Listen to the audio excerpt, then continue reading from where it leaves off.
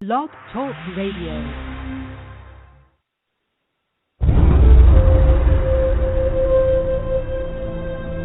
He is the last of his kind.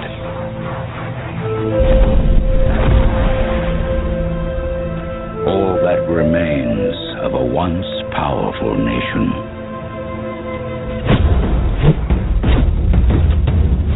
Some think he is a myth.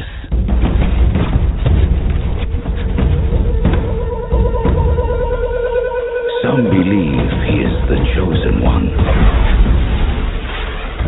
who will bring balance to a world at war. And some will stop at nothing to destroy him.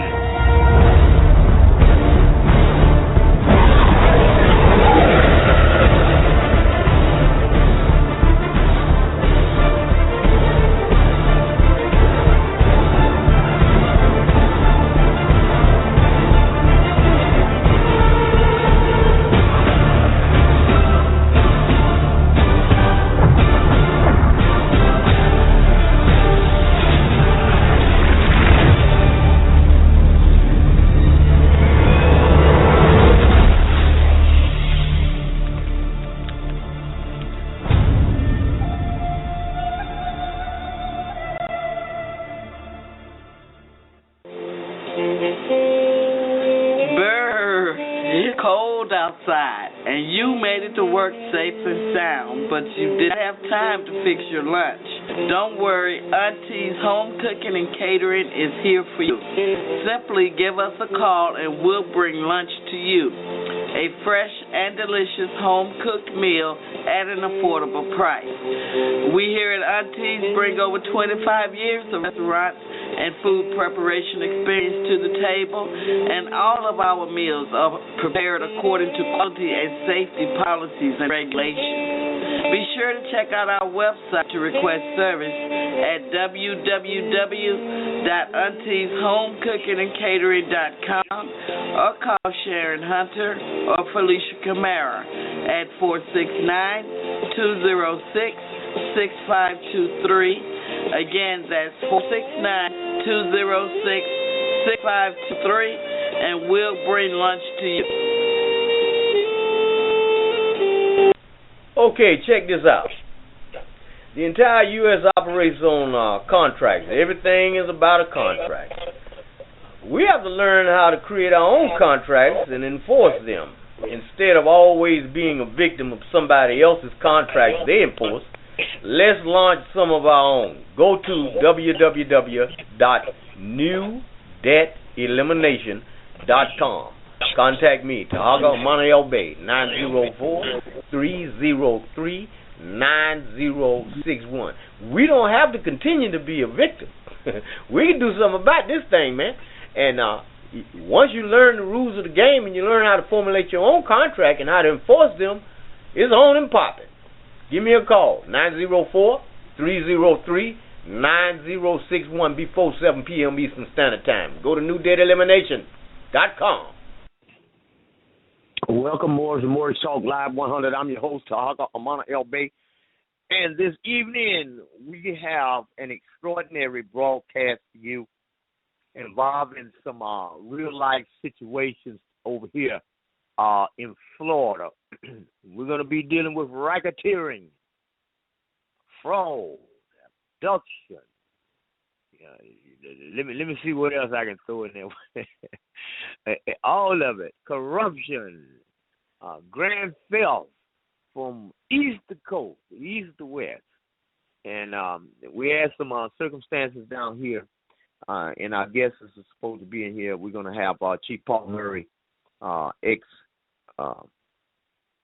U.S. Marshal for the United States Justice Department, and highly favored. She's supposed to be here as well for her to tell her story about a situation involving an abduction and with a state official. I mean, this guy come down here and got a plain cold car to make an arrest. It is all about a lawsuit that's going on down here, and they're trying to stop this lawsuit, and it can't be stopped, so they don't know what to do. and they're coming out their bag with all kind of crooked tricks. But it seems to me that the more they do, the worse this thing gets for them. And so it may be a good idea if they stop and just think for a minute. I mean, they closing the doors on the bail bond agency because all that ain't struck yet, but it'll hit soon, and they'll really see the reality of this thing. They got the people up in the courthouse done got sued. They done been served. It's a mess down here. I want to talk to you about something that's very important before we get down into the broadcast. And it's something that a lot of us may not be aware of. And it was brought to my attention yesterday during our class, during the Moorish American Government National Conference Call that's held 7 days a week at 7 p.m. Eastern Standard Time. And y'all need to get in there and register with your government. It's very, very important so that you have a record of the fact that you have a nationality.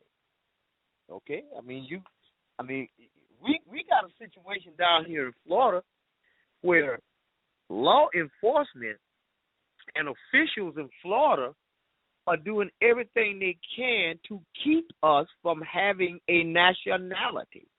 They are confiscating Moorish identification cards, force you to be without a nationality and continue to be dead.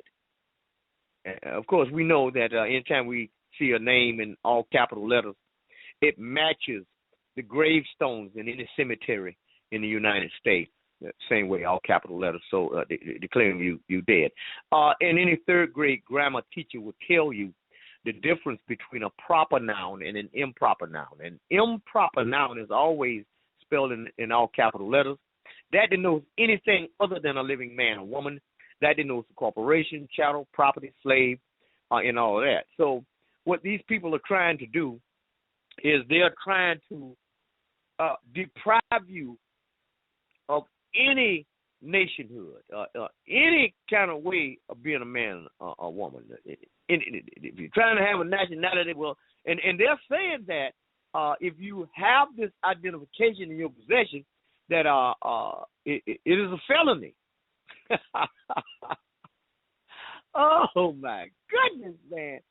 Ooh, you talking about some lawsuits in the fly up in Florida, brother? Look here, if you good at lawsuits, this is where you need to be right here. Y'all come on down, man, and let's take this thing and let's turn it out down here, because we just getting started, and it's a big old mess down here, and y'all need to be down here so y'all can help us with this wonderful stomp and buck dance that we're doing down here on this thing, okay?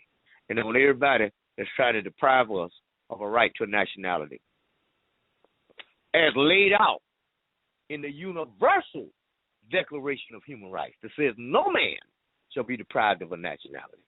Every man is free to leave his country and return to his country. Every man is free to leave his place and return to his place. No man shall be deprived of liberty. But we got all that going on down here. I mean, it's just like we can do anything we want to do because we say so. And you're not supposed to do anything about it. So, therefore, and thus, I'm not in agreement with that. I was born a living. I'm not dead. I can't be confined to a little card that says who I am. That's not me. You know, we can't do that. Okay. All right. So, what we're gonna do today? We're gonna discuss this stuff. Now, you all may remember a while back that I was stopped from exercising my freedom of right to travel, which the United States Supreme Court has ruled on over and over and over and over again. And I had a policeman tell me that they are not, they don't have to abide by anything that the Supreme Court ruled on. Florida, we have legislatures and Congress and legislature. They pass the laws, and We don't, whatever the Supreme Court doesn't have anything to do with us. That's strange. Was the state of Florida part of the North American continent? Well, yes, it is. So, what makes you exempt? I mean, are you a native of the land? Are you indigenous to land? Well, I don't want to talk to you anymore about that. That has anything to do with it. I mean, because you look like an immigrant. All right, that's enough. I've had enough.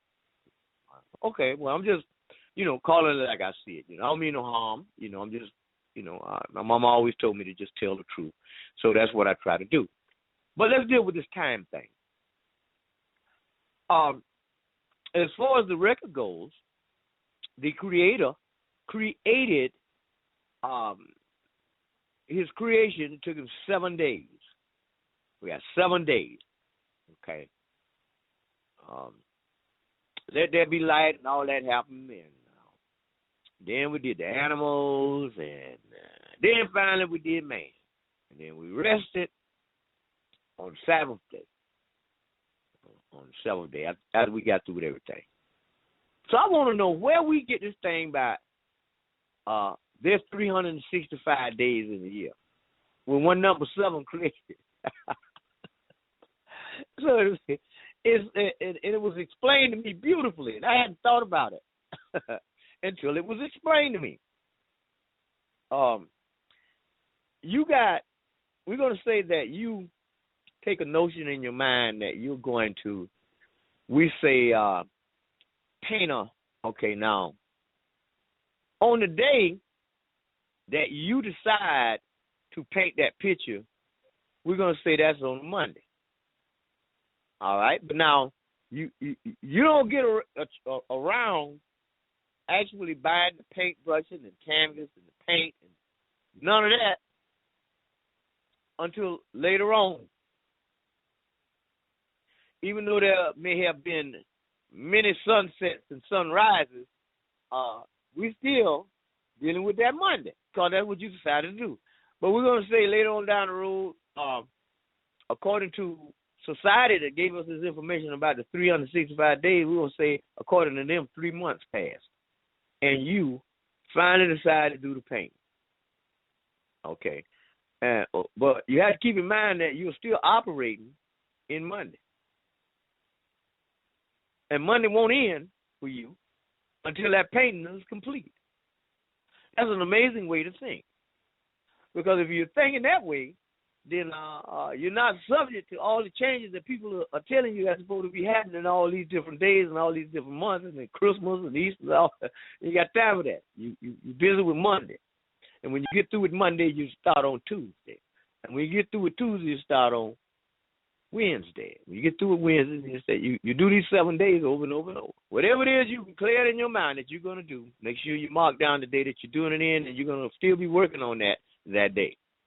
I don't care how many days and nights pass, or how many months pass, or what come up, you got to finish that task, and that task is confined in that day. That's amazing. I like that. I can use that. That'll help me avoid a whole lot of stuff if I can concentrate on the fact that I'm still in Monday. Tuesday ain't got here yet because I ain't created nothing on no Tuesday. I'm still creating on Monday. It says that according to the Creator, he says a day is as 1,000 years to me. And 1,000 years is as a single day to me. Well, that makes sense because you ain't creating 7 of them. But we come along and added on months. Where that come from? We added on 365 days. Where that come from? Where's that? Amazing. Quite amazing. Now, we went and sent the sheriff an affidavit. He has not rebutted the affidavit. So, at the end of the time period, we sent him a notice of fault with an opportunity to cure his fault. He didn't answer that either. So, we sent him a notice of fault at dishonor. And The time ain't up on that. You got 5 more days. You got 2, 3 more days on that. And hopefully, he'll try to rebut something. But if you don't, he'll be in default on that. That's the last go around right there. We won't be asking no more. That will be the end. We going in. Now, we got a situation with the bail bonds. The bail bonds, according to the rules and regulations put down by the Department of Financial Services that handles all the bail bonds, all the bonds, Department of Financial Services. I went over to the website and I looked up the information concerning the bail bonds. Number one, no bail bond enforcer that come to enforce a bond on you, they're not supposed to say they are a bail enforcer.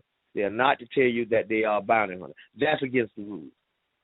But yet we had a man to come here to my house, and it really get messed up because let me tell you this part before I tell you that. The bail bonding agency, in order to have a bail bond enforced, collect the individual that didn't go to court, it must use somebody that's attached to their insurance bond.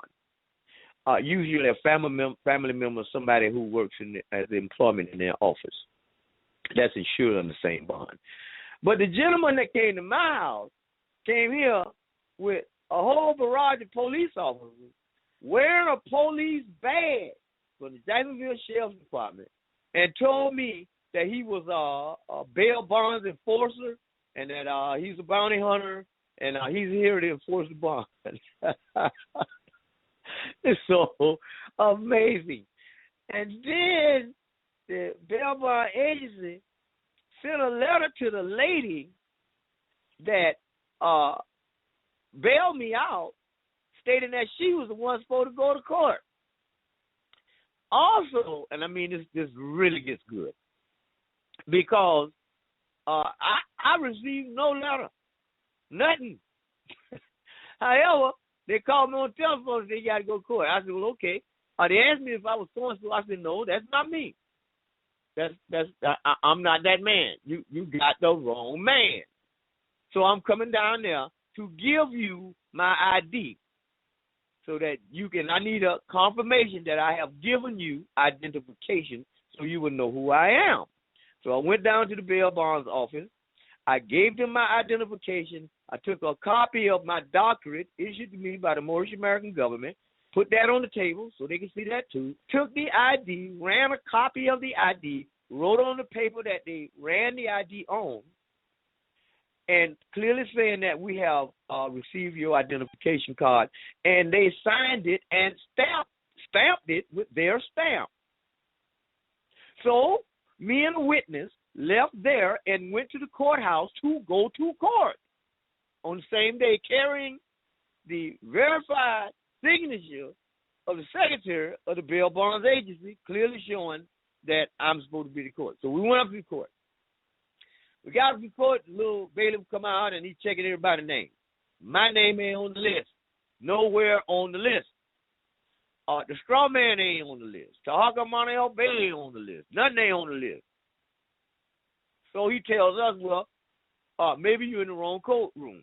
Go downstairs and get with the lobby secretaries and find out where you belong. So we go down there. We look on their list. We carry the bail bonds paper down there so they can see that, clearly showing that I'm supposed to be here and who I am and here's my ID and all of that. I ain't on the list down there. Ain't on the list nowhere in the building. So what we do is we have lobby police down there in the federal courthouse building. So we went to the cop and say, look, we were scheduled to be here today. They don't have me on my list.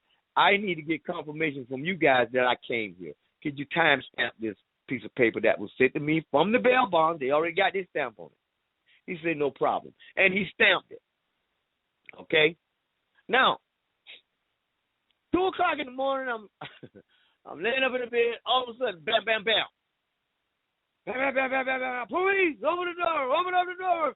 Please, open the door. We're going to break the door. So I got up out of bed. I went up to the front.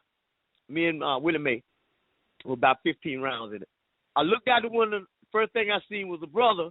He's standing out there in uniform. So I went back in the room, put the pistols down. Okay, so now come back up there, and the whole porch crawling with cops. And I'm sitting there in front of the computer. I'm on the phone with a witness because we finna record the whole event and make sure all that was in place and the recording began. So I say, what's going on, gentlemen? We're looking for such and such and such an individual. Are you so and so individual? I said, no. No, there's no such individual at this location. I said, that's not me. Well, do you have an ID? I said, yes, I do. So when he got my ID, I held it up, and what kind of ID is that? I said, that's my nationality. Well, you're not so and so. No. No such individual, living individual on earth live here by that name. No, you got a wrong man. I'm a bail enforcer for Liberty Bond, bail bond, big old JSO badge on his chest. Done closed the door on that man's business because he was stupid. And we have a warrant for your arrest. I said, okay. You know, I can break this window. I said, well, go ahead. You go ahead and break. And I said, you got a Fourth Amendment warrant signed by a judge with a break order attached to it. So when I said that was the end of all the we can break and we can do. That was the end of that. And they went and got a little warrant and held it up to the window. And I showed him my ID.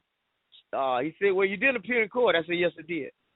I said, I'm on the phone with the witness that will testify to the fact that I was there. And here's proof stamped by the bail bond office and stamped by the police at the court, clearly showing that I went to court. Here it is right here for you to see. Okay, so I showed them all of that. They shined the flashlight, took pictures, all of that. Then the little bail bond man, I mean, the police masquerading as a bail bond man, he's still trying to say to me, well, we're going to have to try to get down to the bottom of it. I said, well, you get to the bottom of anything you want to get to the bottom of. I said, it doesn't include me. I've already fulfilled my obligation. I was supposed to go to court. I went to court. I wasn't on the list. Well, I know that kind of thing happens all the time. Okay, well, that's the end then. See you guys later. Well, no, just hold on a minute now. We gotta get all this straightened out. I said, well, I just straightened it out, man. Didn't I just give you evidence that I went to the court? I wasn't on the list. It ain't my fault. In the story. That's the end of it. So now he wants to hold me up, and by this time, and I didn't tell my witness to do this, by this time, Sheila came over to the house, standing out there in the yard, telling them we went to court.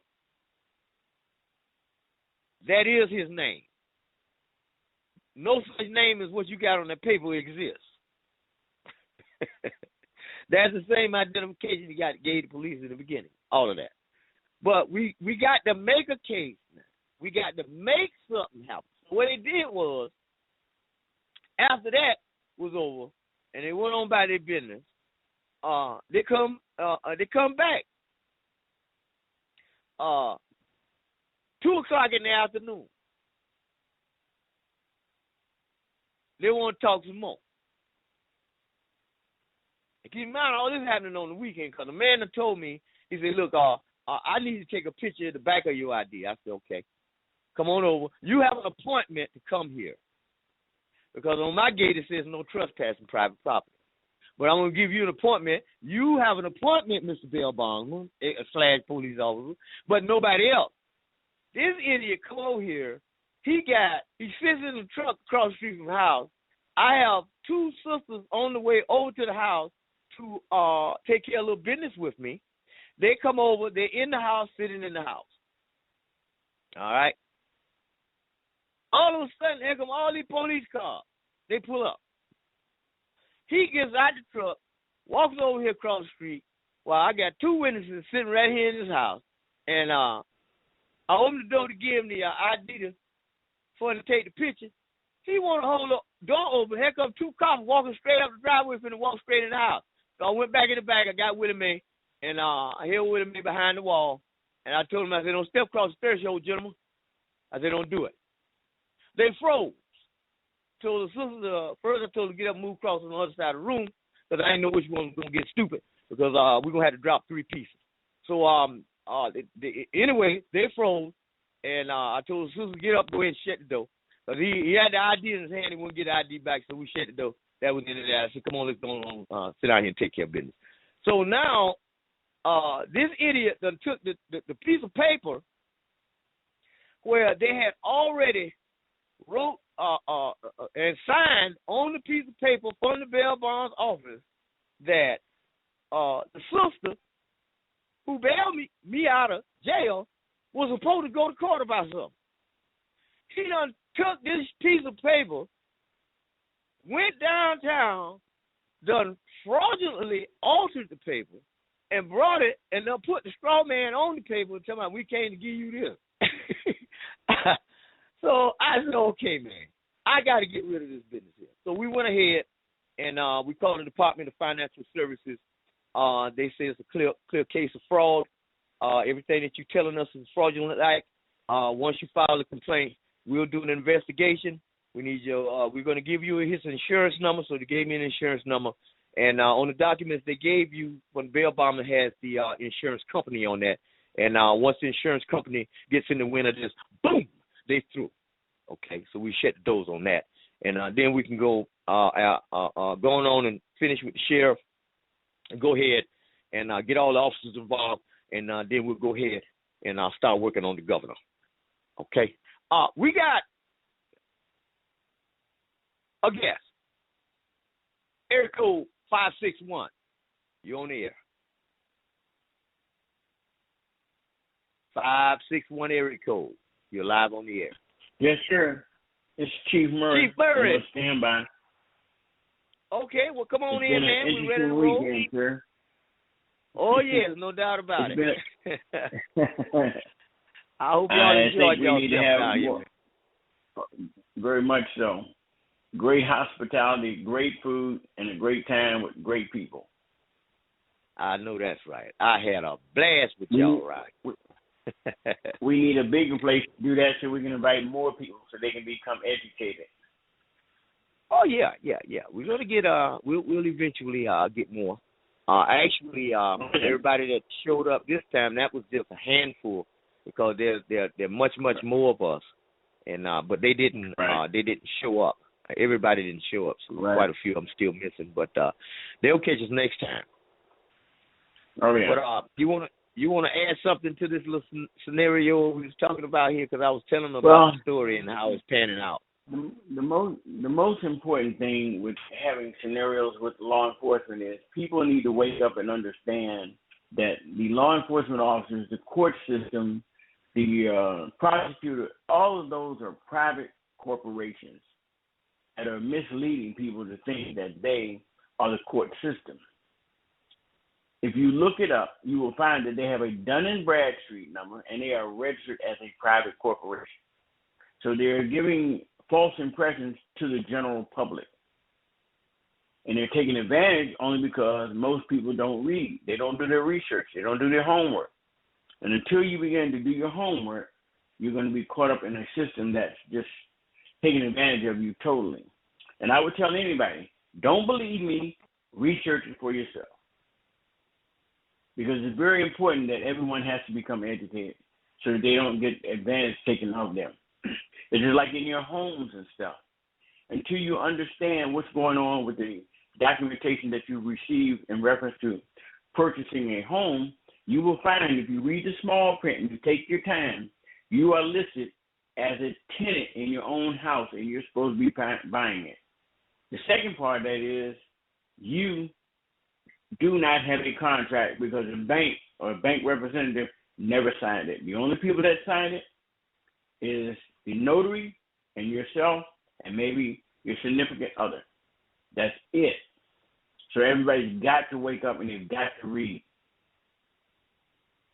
But also you need to also, very, very important, get together and begin to claim your status, your nationality.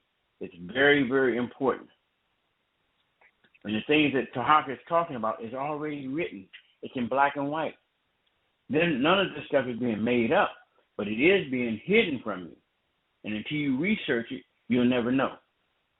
I'll be standing by if you want me here. Oh, okay.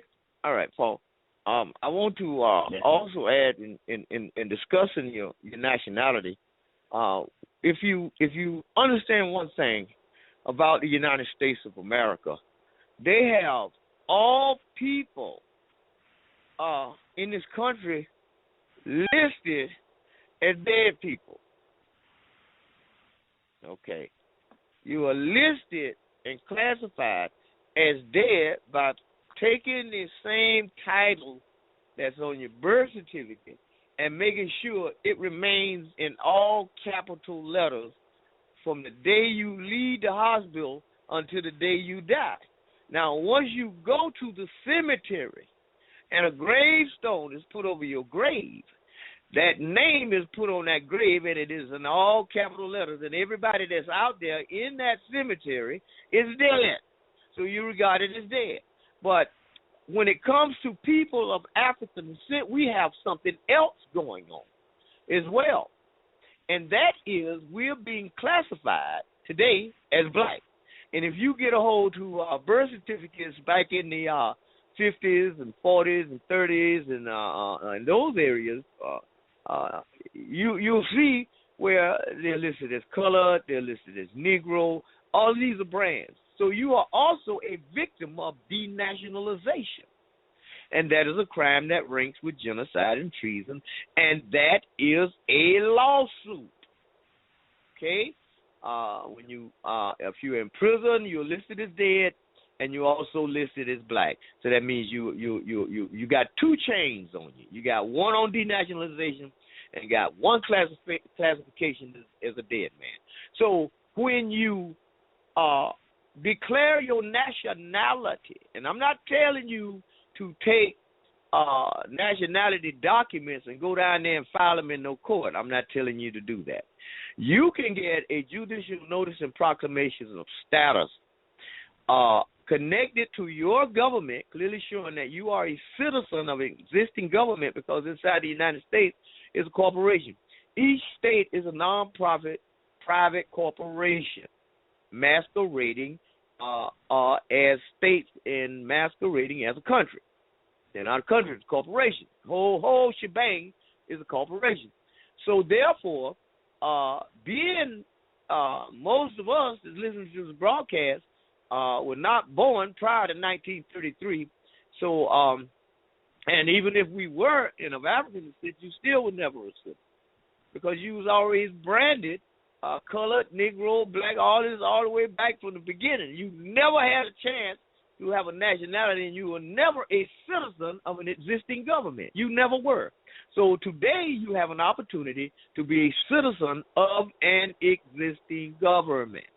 And what we're going to do here, and I've been trying to get around it, I found a little paper that I finally want to do it in, and I'll contact them, but I'll just write up a brief little paragraph declaring who I am and my nationality and my citizenship for the Moorish American government, and have them print that up in that little paper. That is a public record. I don't care if it's a little free magazine. It's a public record. Okay, so you got a public record that you are who you say you are, and all of this business. So anybody tampering with you is now officially liable if they're attempting to maintain enslavement over you. They're attempting to regard you as dead. Both of those are two different lawsuits that you have at your disposal. Okay? And so that is what's occurring right now as we speak on this broadcast right down here in Florida. And there are more and more that's coming.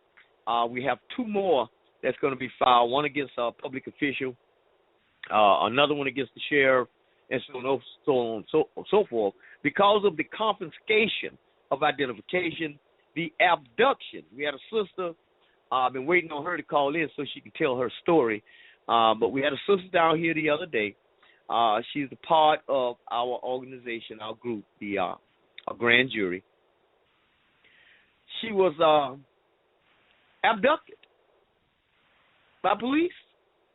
I mean, they got on these ninja outfits.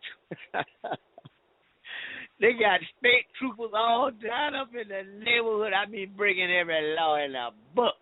They got They and no name tag, nobody ain't getting out no names, no move the name tag, everything going on wrong. And Chief Murray. Yes, sir. Chief, help us out with that story, man. Help me out with that story about Well, it would be better if you come on and she can kind of tell you what's going on. But any time that law enforcement approaches you, they are out of uniform when they do not have their hat on and they do not have a name tag on. That's part of their policy, an everyday policy. So when a state trooper approaches your car, he's supposed to be fully in uniform, hat, the other apparel that he's supposed to have on, and most important, he's got to be able to identify who he is. Exactly. But in her case, none of the officers or agents had any identification. They wouldn't give up their names. They wouldn't give her any type of identification whatsoever. And they just kidnapped her off the street. Basically, that's what was done. Took her and she wasn't in a van. They didn't have a warrant for her or anything. They took her property. Anytime a police officer takes anything from you, you are supposed to have a property receipt. And it needs to be itemized. They don't like doing the itemization because if they don't put it on there, it comes up missing, you can't claim it. So it's very important that you also have everything that you carry with you on a daily basis documented as a backup. Okay. Well, but she has a very, very unique story to tell. I'm sure she wants to tell it because everybody was on the phone trying to find out where she was and what was going on. And that's when I believe they got real nervous because most of the time, most people are abducted off the street and nobody knows what happened until maybe a day or two later. It's only because you ain't started to inquire about a cousin or a relative. But as soon as she was abducted, we stayed on her the whole time to find out what's going on. We even had another young lady to go to the facility to check on her. And they're all part of the common law grand jury, and they stick together as a team. And that's most important in today's time. Well, we do have a team. And I'm sure everybody's got a lot of questions. Okay, yes, I'm going to open it up in all night practice. Oh, okay. Well, what happened with the sister now, what was amazing is keep in mind that this happened in Jacksonville, Florida, in Duval County. But what they did is they took the sister after she had $400 cash in the car. They stole that, put that in their pocket. She had mortgage identification. They took that from her.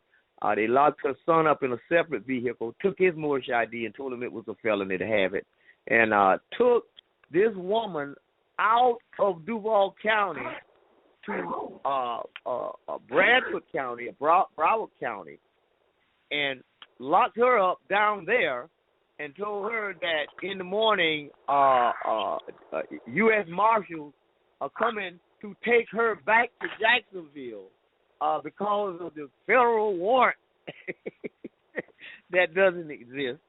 And when she got out, she told us that it was the same people that abducted her in the first place that took her back downtown.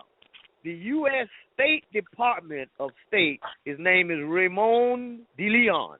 That was the man that was a part of her abduction. A State Department official. We finna have fried ice cream down here about that.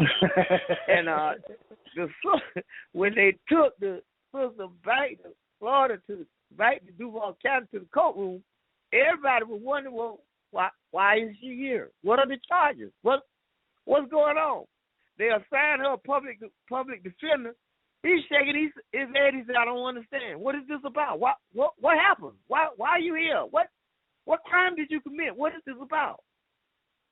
So we come to the conclusion that they have declared war on us because we are having barbecue sheriff. Time for us to take it on to the next level.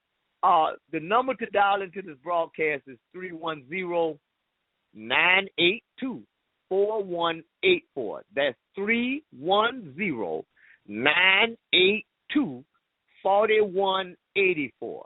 If you have a question, go ahead and raise your hand. We'll open up the phone line so you can get in and you can ask your questions. We're still waiting on the sister to dial into the broadcast. When she dials in, all she got to do is press 1 on her phone, and that'll give us an indication that she's on the line. She's ready to come in. Area code 703. Tell us who you are. What's your question? I don't have a question, Tarhaka. I just wanted to say that my name is Shirley Stewart. I'm in the Virginia area, and I want everybody to know that we also are putting together a common law grand jury here in Virginia. And if you wanted to get in contact with myself, I can be reached at 703-774-2466. Say it again slow. 703-774-2466. Okay. Thank you. All right. Thank you. You're welcome. Now, Chief Murray, you with me? Okay, probably stepped out for a second. Yeah. Area code. That's all. Okay. It's just on Hold mute. on, Chief. All right. Hold on. Area code 317. You're on the air. What's going on? This is Greg up in Indianapolis. Hey, What's Greg. going on, everybody? Hey, look, Hey, I got a real quick question. I tried to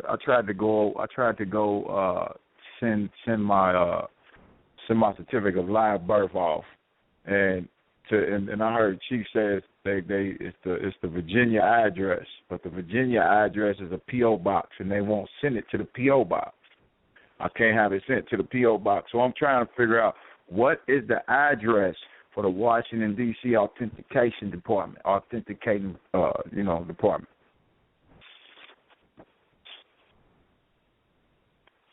Chief Murray. Hello. Yes, sir. The Hello? address. I'm wondering what is the Washington D.C. address to send the certificate of live birth to get authenticated? Okay, it's going to be United States Department of State, and it's going to be to the Authentication Department. Okay, I sent it to. I didn't send it. I tried to get it sent to you said something about it's a Sterling, Virginia address. One of them is the mailing address. The Sterling, Virginia is the mailing address. That's Correct. a P.O. box. That's where it's going. No, that's a P.O. box. That is a mailing address. Okay, so how do I don't send it? I send it regular. I send it regular mail, or do I send it certified? You want to understand how important your documents are. You want to send it registered mail so you can track when they got it, and then you want to send it in a self-addressed envelope back to you so you can come right back and be able to track it also. Send it registered mail. Okay, now, yeah, okay, cause I'll try it again in the morning to get that going. That's one question, also, man. Are you sending a money order with it? No, I would have sent the I would have sent the money order with it had it went through. Yeah, it's $8. They said it's $8, so I would have sent Okay, make sure you do. Make sure the money order sent with it. Otherwise, they won't touch it, and it will sit there. Okay. All right, so I send the registered mail, and I send it with a money order. How much is the money order? Anything else on that? Say again. $8. $8. It's $8. Yes. Yeah, it's $8. Yes, if you call them, I would suggest that you call them in case they have changed, because a lot of people have been getting their birth certificates done. They're in line down there every day. Okay.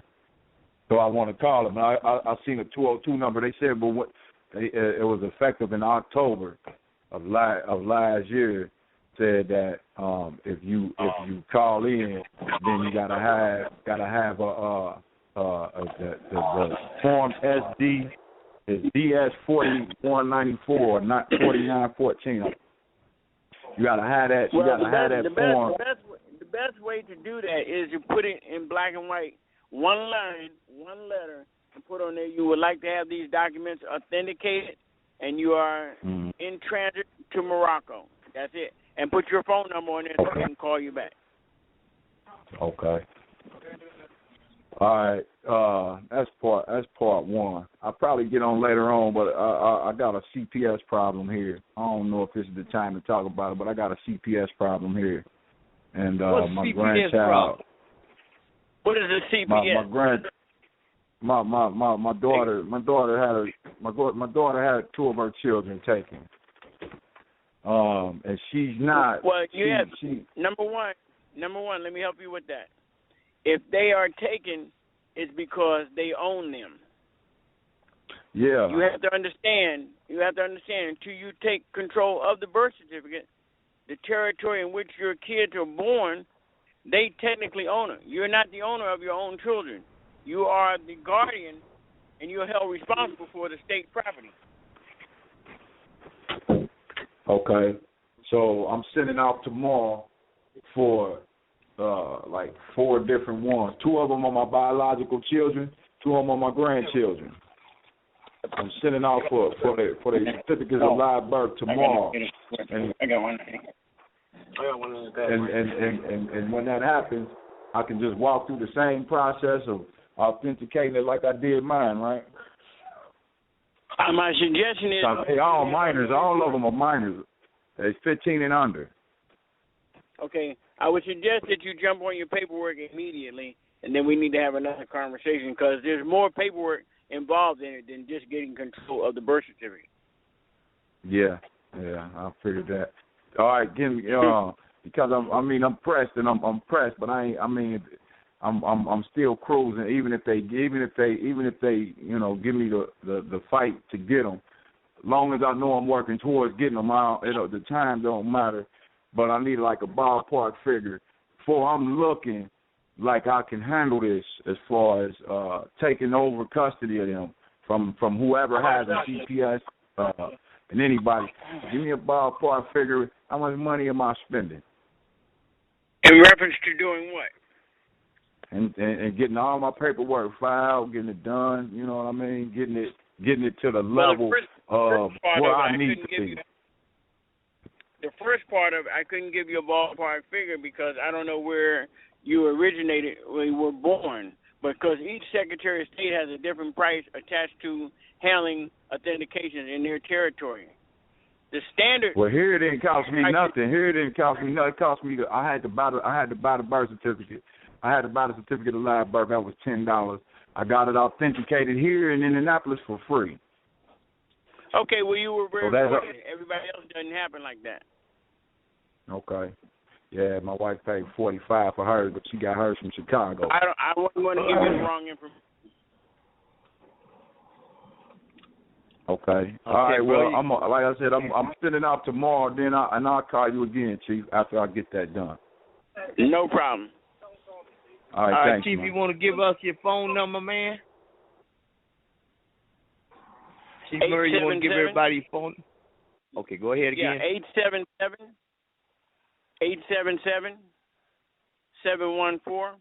877-714-1233, extension 171. That's 1233? 1233, extension 171.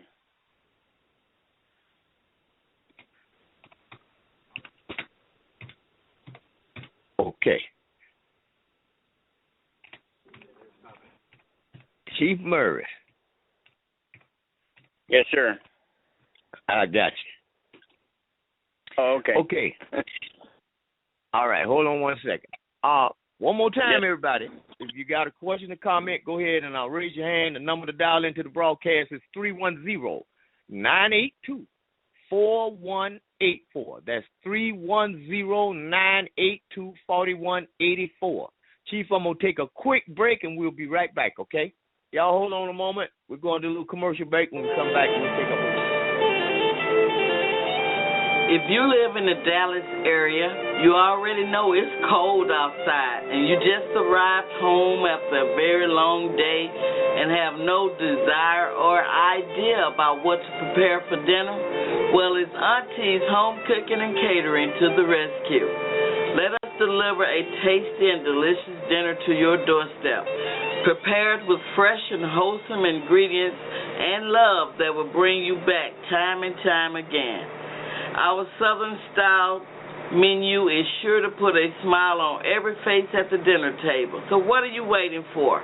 Go to our website to request service at www.auntieshomecookingandcatering.com or call Sharon Hunter or Felicia Camara at 469-206-6523. Again, that's 469-206-6523, and let us do the cooking for you.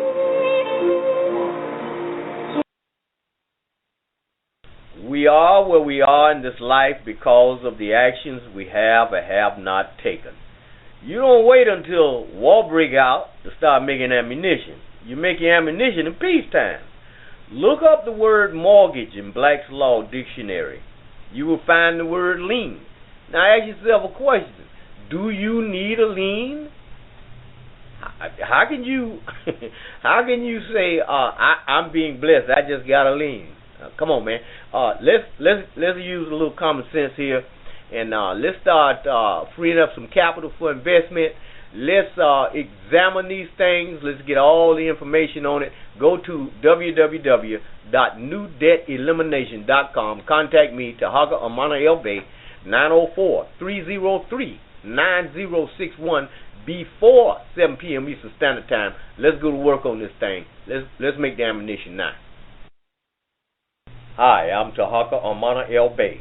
Call me toll free 877-647-2071. That's 877-647-2071. Okay, Morris, we're back. Now, one other area that I want to reiterate.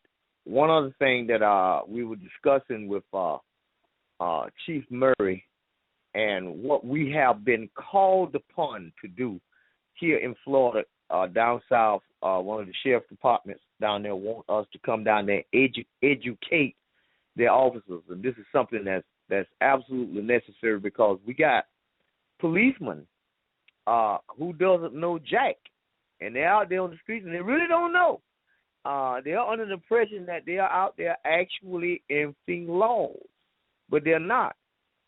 What they have in their enforcement is policy enforcers, statutes and ordinances, rules and regulations and guidelines, and none of that have anything to do with law.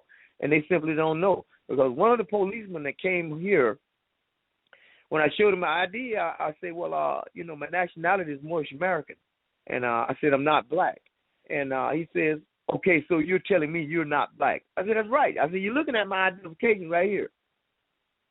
I have a nationality. Now, in his mind, it's like, I can't let you do that. We've been regarding you as black in our property. We can't let this kind of thing go on. So that means that we got to respect you like we respect everybody else in the world. No, we can't do that. Because you're all responsible for everybody else's livelihood. You're not supposed to have a livelihood of your own. You're supposed to just be our servants. Well, we got a problem now.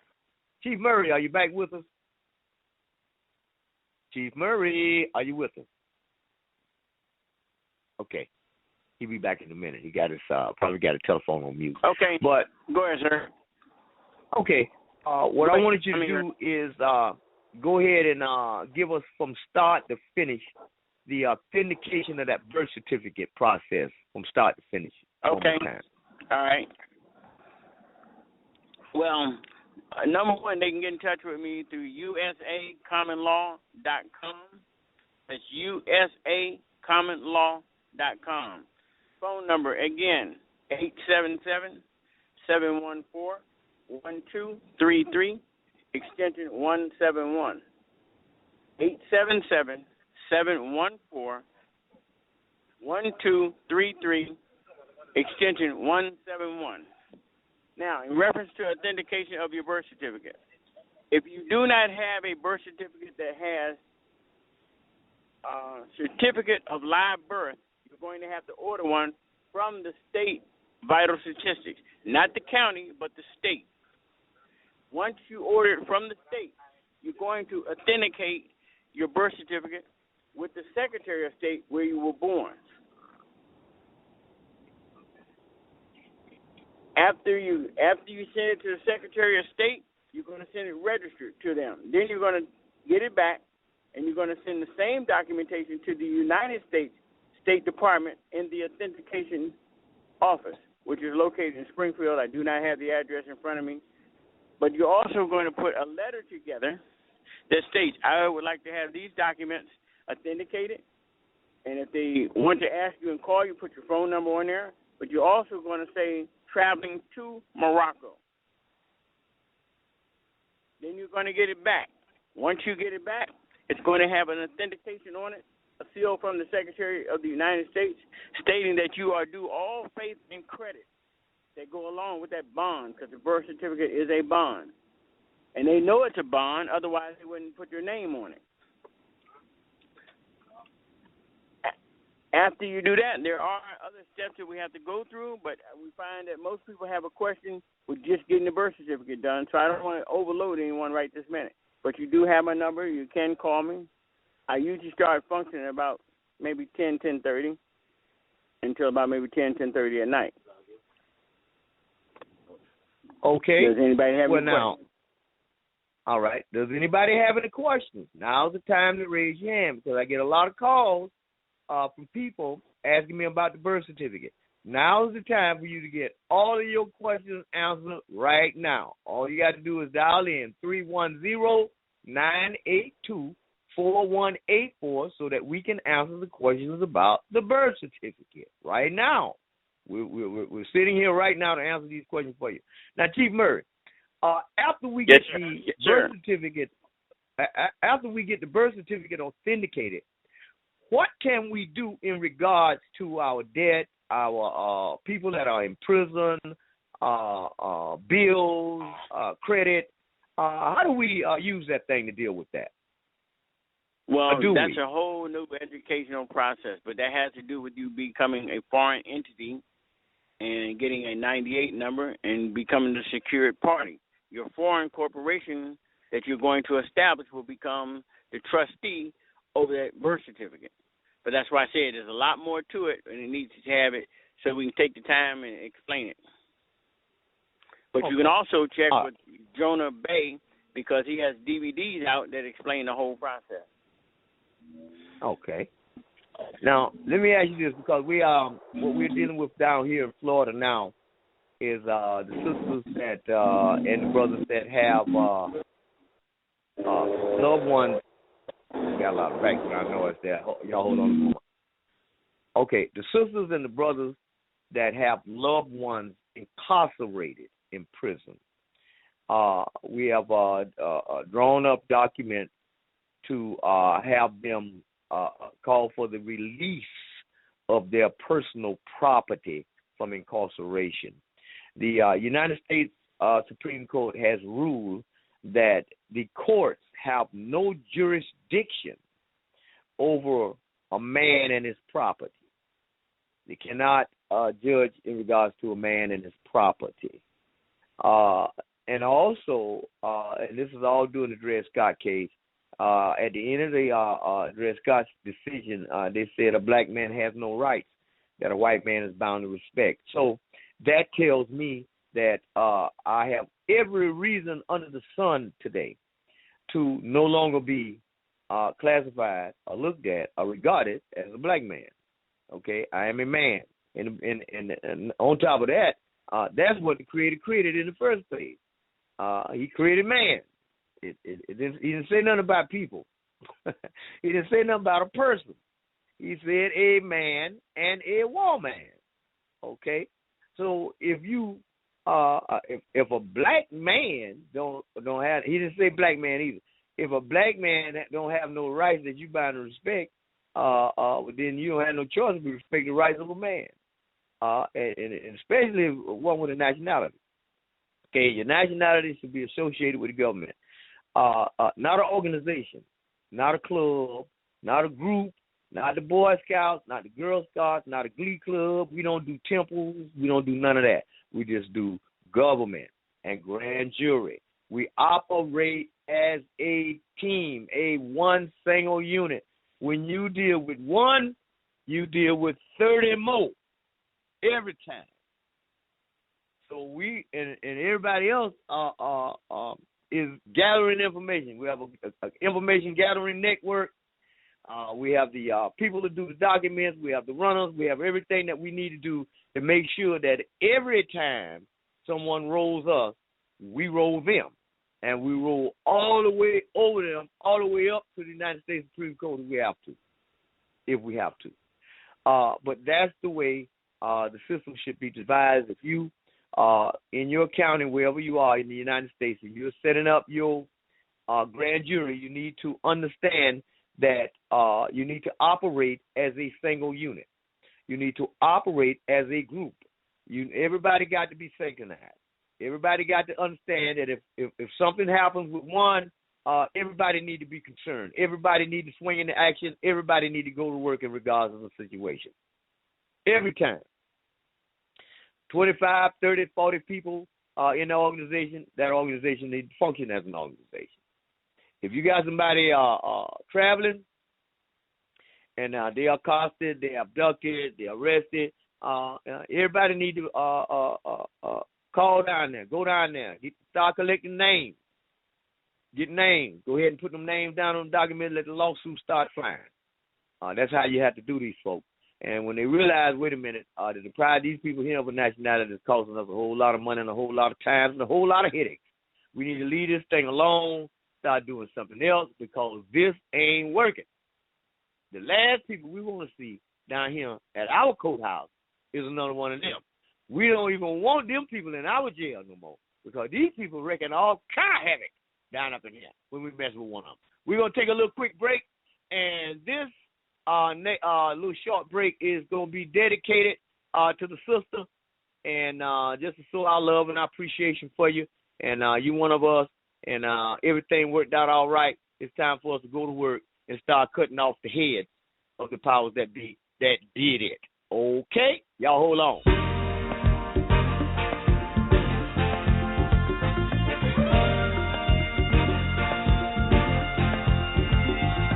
Someone who's friendless and cannot find their way. I'm gonna keep my light in my window, but for God's mercy, I'd be in their face. I'm gonna keep my light in my window. I want to be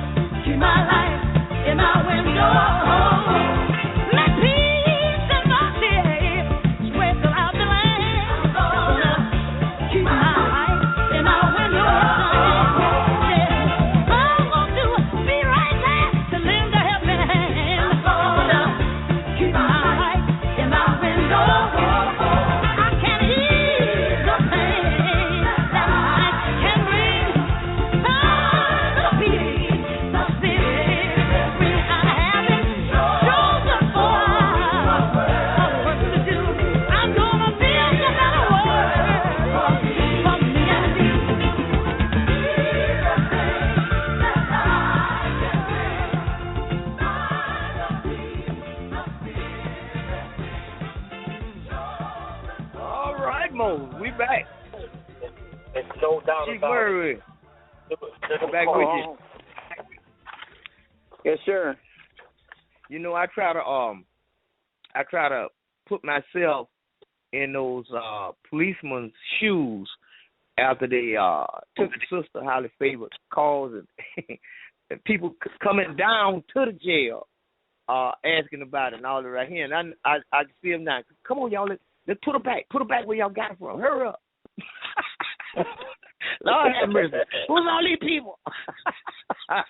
What's going on? Who are these people? We ain't never seen nothing like this here. If we go to jail, I hope not. Lord. But anyway, I don't know what a sister is. She's supposed to be here on the bro. Excuse me. When they kidnapped Anthony, we did the same thing. We showed up. Oh, yeah. At least 6, 7 of us at one time. And the sergeant, I told the sergeant, I said, let me tell you something, sir. We're not going to deal with this over the phone. I will be down there to see you, and we're coming to check on him to make sure he is okay. When we showed up, about maybe 6, 8 officers were standing outside waiting for us to show up. But they try to intimidate you. We weren't there to cause any problem. We were there because you have one of ours, and we want to know what's going on. That's right. Then we finally had a discussion with the sergeants and stuff, and they want us to teach them the law because they don't know the law. They only know statutes, codes, and ordinances. That's right. Absolutely. And until they get taught the law, they're going to continue to do what they've been taught throughout the academy.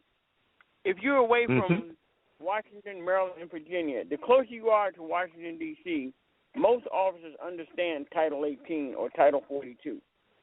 If they're outside in any other county or area, they don't know anything about Title 18 or Title 42, which is all federal jurisdiction. If any state government is receiving funding from the federal government supersedes their authority. Okay. And that's what the state officers don't understand. Well, now, let me ask you this. If that's the case, yes, sir. Do the rulings of the United States Supreme Court have any bearing on? They have a lot of authority over any jurisdiction within the court system. The only reason that the federal court systems do not take on the everyday traffic violations and all the other stuff is because there would be a massive overload. So they pass it on to the states, but the states are hurting people. That's why when you go in, you file bankruptcy, everything stops because the federal government kicks in then. Okay. All right. Because we got a policeman down here up here in Jacksonville talking about, well, you know, the Supreme Court don't have we don't have to go by none of that. That's okay. He doesn't know anytime you go into court and you have an officer on the stand, all you got to do is, does he know? Ask him in open court if he knows his oath of office. If he can't recite his own oath of office, he gets to be dismissed because what gave him the right to write you a ticket or serve you with a citation, and he don't even know who he is. That's the end of that case. That's it. That's right. Then we can get on with it. If he can't answer you in open court about who his oath of office is issued from and be able to recite his oath of office, he does not exist. And 90% of the people that are incarcerated consented to be incarcerated, but they consented not knowing that they consented. When you stand up in a courtroom and they call your name and you stand up because of fear kicks in and you go up and you approach the bench, you just signed a verbal contract that you knew nothing about. That threw you up under their jurisdiction. Exactly. Now I got one more caller with us. Everybody. Oh, go ahead. Go ahead.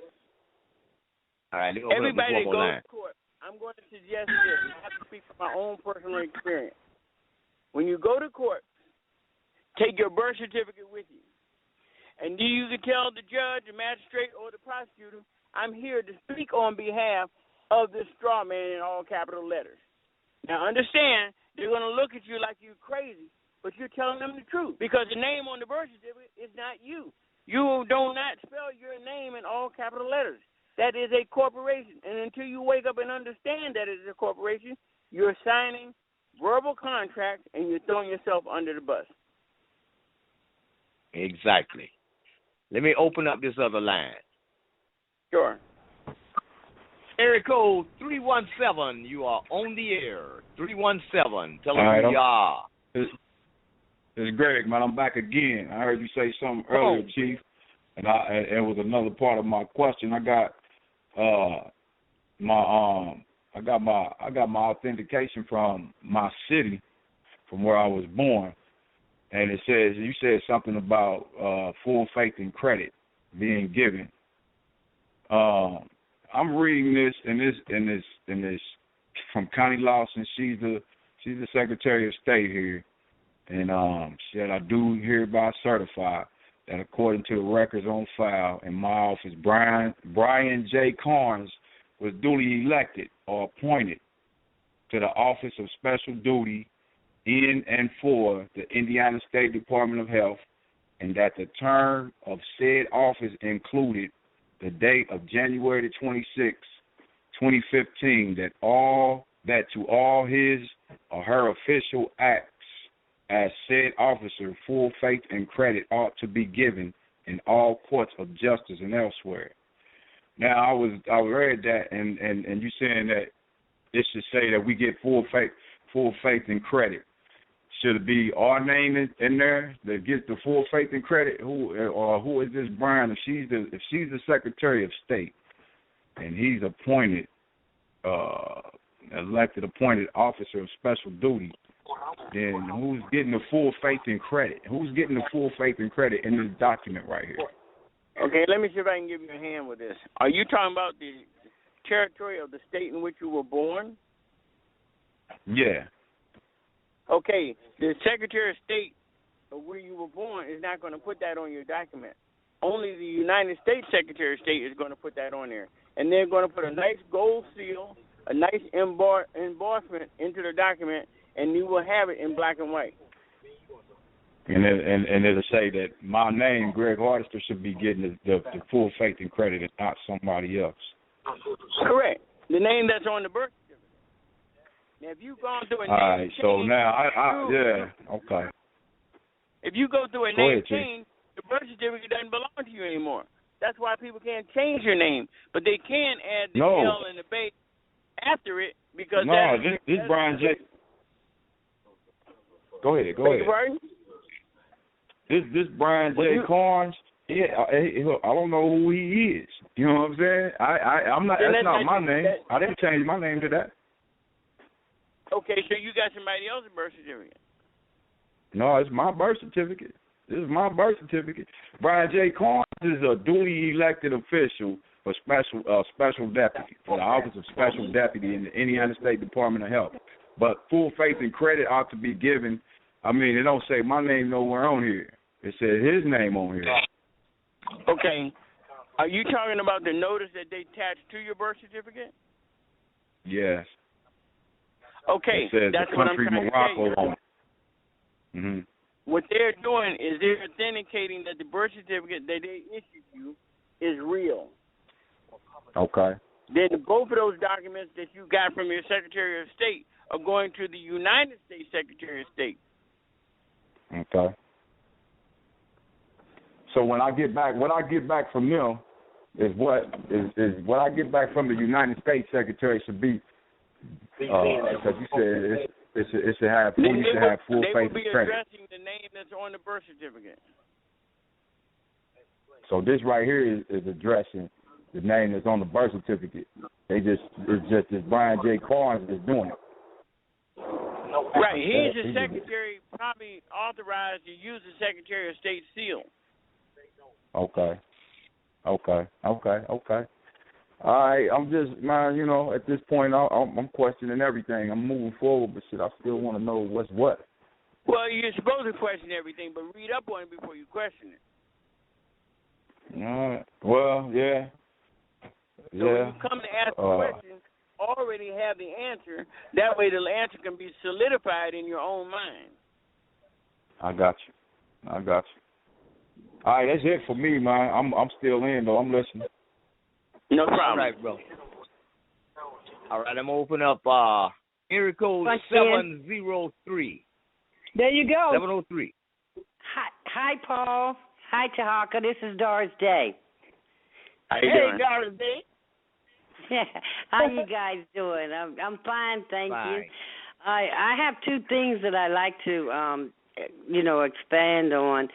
Number one, the young man that was just on, we had a similar incident that happened about a year or two ago with our grandchildren. And what we actually did, the birth certificate is the most important thing.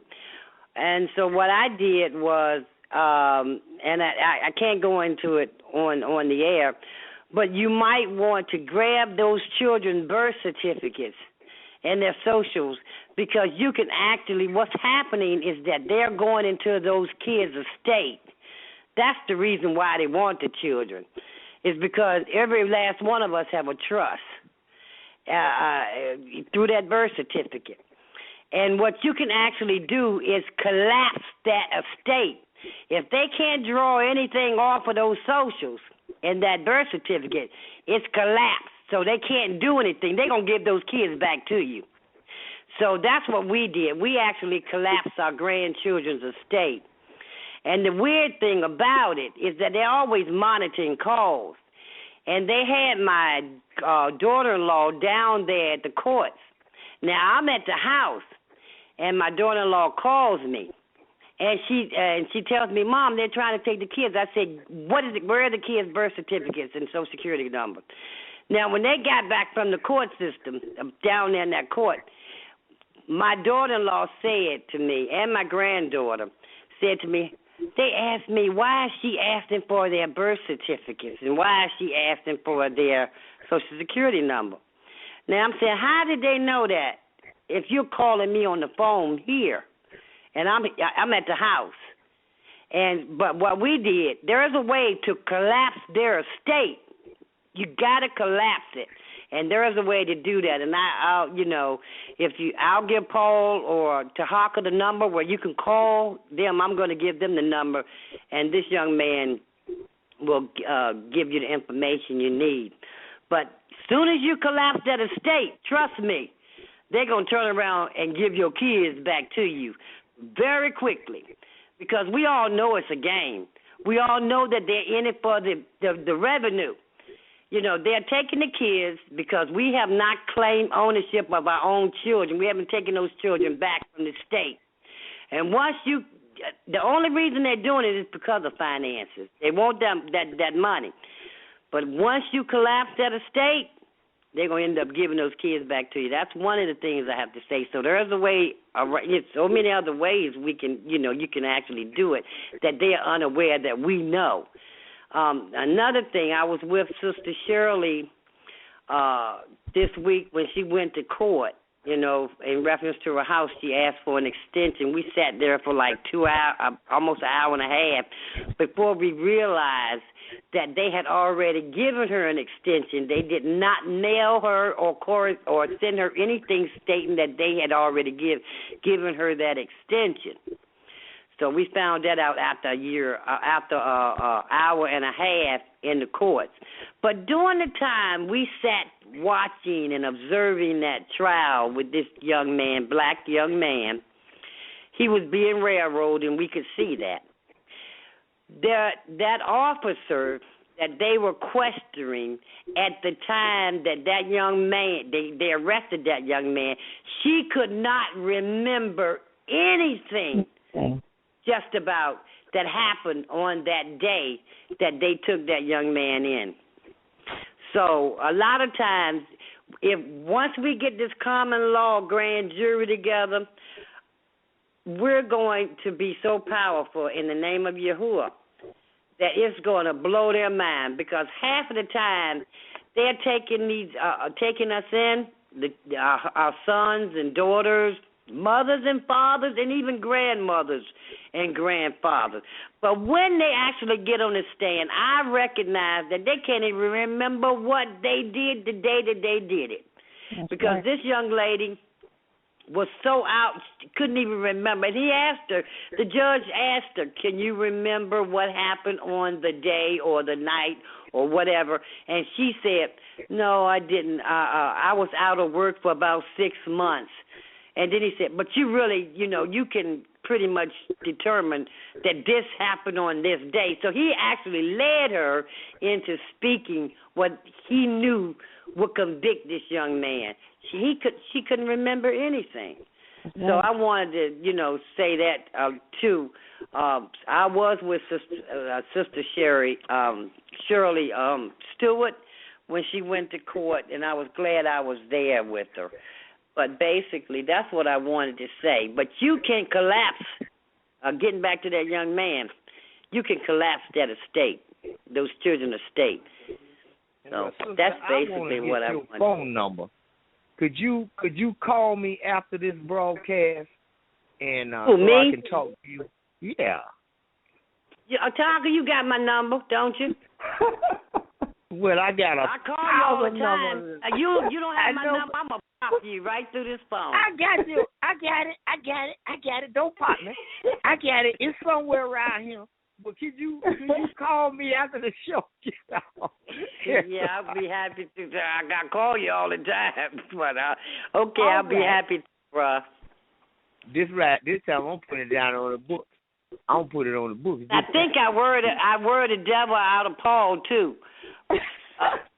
I love both of you, and I'm going to go off now, but I'll call you right after the show is over, and I'll give you also that number too, Paul. All right. I'm going to open up 317 one more time. I'm opening up 317. 317, you're back on the air. Man, I heard her say something about that number, so I want it. I need it. I'm listening. I definitely need to talk to you. You know what I'm saying? On everything. You can get it because she already threatened to assault me. So you got to figure out how to get it. Mm-hmm. All right. Well, we're gonna get it to you, and she's gonna call me after the broadcast so we get it to you. All right. Okay. All right. Now we got a 904 area code down here, 904, and where 904 at? Yeah, I see it right down. I'm opening up this 904. 904, you're on the air. 904 area code. Last four numbers, 3186. You're on the air. You got something you want to talk to us about? Hey, what's up, Brother Tarhaka? I'm sorry, I was just listening, man. I don't know how I got in the queue. No, I put you in there. We see the 904. That means you up here where we at. So, what you want to say to us? Don't scroll on me, huh? Yeah. No, dragging you on in. Yeah, I'm just getting this authentication process down, man. I got my notepad out, writing stuff down, and I'm getting ready, man. All right. Well, I just thought because I'm looking for a highly favored. I don't know where she at, and I'm trying to get her up in here. I'll be back when I have a question. Okay then. All right. Let me go up here to this 972 area code right here. 972. Last four digits, 1726. Come on in here. 972. Okay. Hello? 972. Hey, you on the air. Hey, brother. Hey, Brother Tarhaka, how you doing? Sister Sharon Hunter Bay, what's going on up there in Dallas, Texas? Oh, nothing much. Same old, dealing with it. But I was just listening to the show and enjoying it, and just wanted to say I was enjoying the show. Okay, because we've been listening to these auntie home cooking and catering up there in Dallas, Texas. For those of you who listen to the broadcast, Sharon Hunter Bay is the one who's preparing the meals and stuff for their catering service. And how many areas are you servicing up there, Sharon? We servicing right now all of the Dallas metro area. We deliver fresh hot food to your doorstep. Plan any event that you want, birthday party, wedding, whatever it is that you need catering services for. with good quality hot food. Okay. And how do people get a hold of you? There's several ways to reach us. We have a website at www.auntieshomecookingandcatering.com. You can go there and leave us a message, or you can either just give us a call at 972 900-1726 at any time. That's how you can get in touch with us. Okay. All right. Well, I'm pretty sure we got that out. And I certainly appreciate you calling in and saying a few words on the broadcast. All right. All right. Thank you. All right, honey.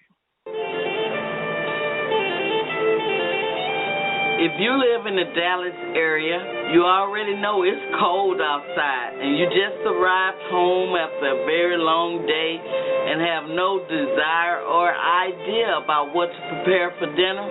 Well, it's Auntie's Home Cooking and Catering to the rescue.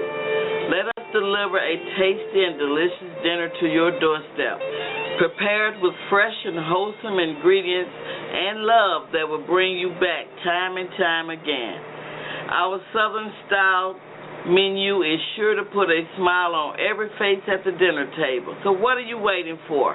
Go to our website to request service at www.auntieshomecookingandcatering.com or call Sharon Hunter or Felicia Camara at 469-206-6523. Again, that's 469-206-6523, and let us do the cooking for you.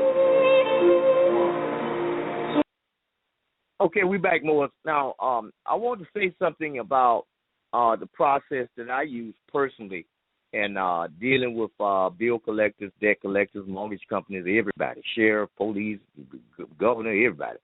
I like to use an administrative process. I don't like to go down in the courthouse rumbling and tumbling and all this business with somebody. I would rather give the opposition every opportunity lawfully to settle the matter informally. That means outside the courthouse doors first. If you do not want to do that, then we will file a claim with all supporting evidence, clearly showing that we have made every effort to settle the matter without involving the court. And I love that process. It works very, very effectively for me and people across the United States.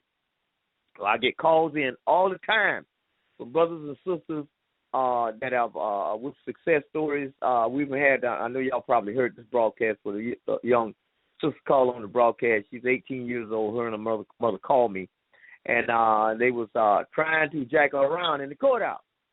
And she had one of our documents, and she had already filed it along with a claim and everything. And the judge was trying to keep her from entering it into the record, and fought tooth and nail to keep her from entering into the record. They had no choice but to keep this from being heard. So the sister was able to walk away with a victory, and she was successful. She followed everything, every direction, point by point. The affidavits were very effective. Her process was very effective, and at 18 years old, she was able to shut them down successfully using this process. It's an administrative process, and that's what we use. We make sure that the process is impregnable, and the same thing with getting your loved ones released from prison as well. Chief Murray, are you still with us? Okay, Chief Murray probably has his phone on mute, and but I'm on mute. Okay, I have some information that I want to. Okay, I have some information that I want to relate to the people today, and this is for the people in the United States, because everybody's trying to understand these upset weather conditions. Why is this stuff happening like this? This is, I mean, we got records being broken all over the United States. It's as if this planet is going through some type of metamorphosis or something. And I collected some information that I definitely want to relate to the people who are currently residing on the land called Florida.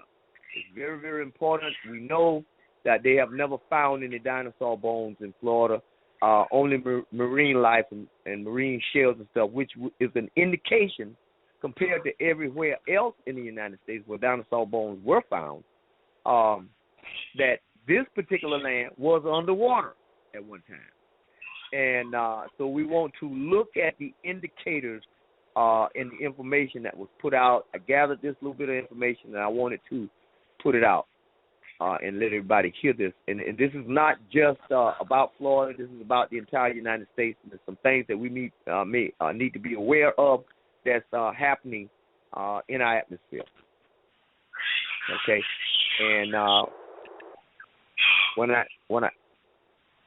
I come back, Chief, we'll open up the phone lines and we'll continue. Okay, so hold your hat, ladies and gentlemen. Let's go in. I believe producer Tom Danheiser put his leisure suit on and is dancing to this song. Unbelievable. Okay, as I mentioned, a couple astronomical groups claim that there might be a few more planets in our solar system. Could they be what we have always called Planet X? We'll find out in a moment on Coast to Coast AM. We're talking about Planet X now. Gordon James Gianninotto, ET contactee, attorney, had many childhood UFO and ET encounters. Now, he saw his first UFO back in 1964, claimed that it was a 1-mile diameter mothership. 3 saucers launched from it over San Juan, Puerto Rico harbor. He had his first vision of a pole shift in 93. He's had special dreams as well. And here he is back on Coast to Coast as we talk about the story of the possibility of Planet X. Gordon, welcome. Oh, thank you, George. It's a pleasure to be on your show, as always. And you're such a gentleman, and you're so articulate, and I love the other work that you do. And I've got to say, my favorite thing that you do is the Ancient Aliens on the History Channel. I have a great time doing that. Thank you, James. Gordon, the story that we had about the British and Spanish astronomers saying that there's probably another planet or two in our solar system. Now, when I saw that story break a week ago or so, I called my producers up and I said, you know what? Let me tell you guys something. Everybody who's talked about Planet X before, they could be all right. Right on. What do you think about all this? What's going on? Well, what's going on is that they know exactly what is where and where it is and what it's doing, but they can't say that yet until the presidents of Russia, China, and the United States simultaneously announce its presence. So it's a giant cover-up, but they don't want to look like they're stupid and they have egg on their faces. And even though you're talking British and Spanish astronomers, they're so dependent on NASA for everything, grants and all kinds of equipment and clues and things like that. So this started with a press release from NASA that they're still looking for Planet X because of perturbations in the outer planets, particularly Pluto. And so therefore they figure that it must still be out there. But that's a joke because anyone, and I mean anyone, any one of your listeners can take a digital camera tomorrow and take a picture of the sun. Don't look at the sun, just point the camera and shoot the picture, and then look at the sun, and you will see this glowing caterpillar on the side of the sun from the 3 o'clock to the 5 o'clock position, and that is the tail of Planet X. You can't see Planet X because it's lit by the sun from the other side, so you don't see that, but what you see is this huge twin-stranded tail, 10 million miles long, going from Planet X towards the Earth. Now, Planet X is 2/3 of the way from the sun to the Earth, just offline of the Earth and the sun. So what you see is the tail, and recently the Grumpy Moose webcam up in Alaska, which has worldwide webcams of the sky, panorama, 180-degree view, they've been showing these pink clouds overhead in the sky at night after sunset. So the sun is set, and 90 degrees away, facing south, is a pink cloud in the sky. That's the tail of Planet X lit by the sun after sunset. And also, the dark twin of Earth, which normally would be on the other side of the sun, and came around behind the Earth and was stopped because gravity pushes, as I've said on your show before. Planet X is 29,000 miles in diameter. It's 30 million miles from the Earth, and it's in approximately the orbit between Venus and the Earth. And so what it's done is its gravity is pushing towards the Earth, stopped the Earth in its orbit, stopped Venus in its orbit, and the dark twin came around, and it got stopped too. Now, Venus is slightly smaller than the Earth, but only by the smallest fraction. The dark twin is exactly the same size as Earth, but it's a dark cinder.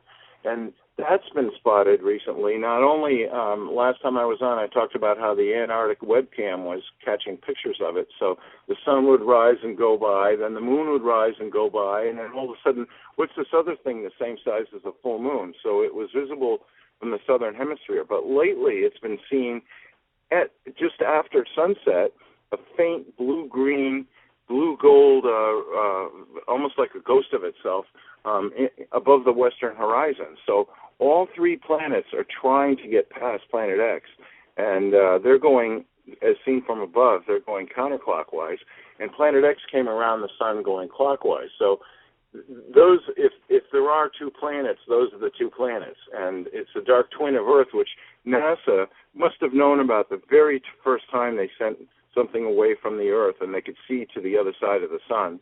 And then the Planet X, which was first spotted coming in '83, entered the outer solar system in '99 and came around the face of the sun in 2003. So this is like a joke to say. And you can go to the NASA SOHO satellite site, and if you've got the right site, you just enter NASA plus SOHO. You'll see 8 little pictures, and the last 2 on the bottom are called LASCO 1 and LASCO 2. And that's a satellite that's ahead of the Earth in its orbit and another satellite that's behind the Earth in its orbit. And there are so many paste lines on these pictures that they're taking of the sun. They have a little disc that covers the sun so it doesn't burn out the sensor. Mm-hmm. And supposedly they come right from the satellite to the Internet in the interest of science to let everyone know. But somehow they're getting sent over to NASA first. And anything they don't want you to see, they're pasting over it, but they're doing it in such an amateurish way. And the Zetas say that this is because they've got a computer program doing it. It's so. And James, let me ask you this though about Planet X. What is the composition of it? What do we think it is? And when you mention the tail, to me that sounds like a comet. Exactly what it is. NASA has sent all kinds of satellites up, and they're not telling anything that they've seen, but it's a 29,000-mile diameter, oceanic, volcanic, atmospheric planet surrounded by clouds, inhabited by 8 to 12-foot tall selfish humans called the Anunnaki. All right, exactly what Zecharia Sitchin had talked about. Exactly, and this is what Zeta talks about. And the funny thing is, a week and a half ago, now before that, Wikipedia had a description of Nancy Leader, who's in telepathic contact with the Zetas. So she accepts questions from the public, asks the Zetas, they give her an answer, and she publishes it. So before a week and a half ago, that was the single most abusive, nasty description of Nancy Leader that you could imagine. And thousands of people tried to get Wikipedia to change it, which they were supposedly edited by the public, but they wouldn't allow a change. A week and a half ago, all of a sudden they took out every single nasty, awful thing, and it's now all complimentary, and it says she's the first person to publicly call Planet X Nibiru and Nibiru Planet X. And that gives her a lot of credit for various things, and so... But I've become very close friends with her. Yeah, she was spot on she's been on the program over the years, and as outrageous as things sounded, I would ask her a question, for example, Gordon, and ask it of the Zetas, and she would, go into this, I don't want to say trance, but she would get an answer back from them and speak. No, she doesn't have to go into a trance, but yes, they can speak directly through her if she allows it and if they want to. So she has done that. She has done that on the air on your show. You're right. Yeah, but it's amazing that she was right. Yeah, well, the thing is you've got to realize she's in her early to mid-70s, and she's not in great health, and she's given up the last 20 years of her life at great sacrifice to anything you might have called a career or income or even family relations and friend relations, and she's just so single-minded. Some people think of her as being grumpy, but she's really not. She doesn't want to hear anything that's not related to directly Planet X.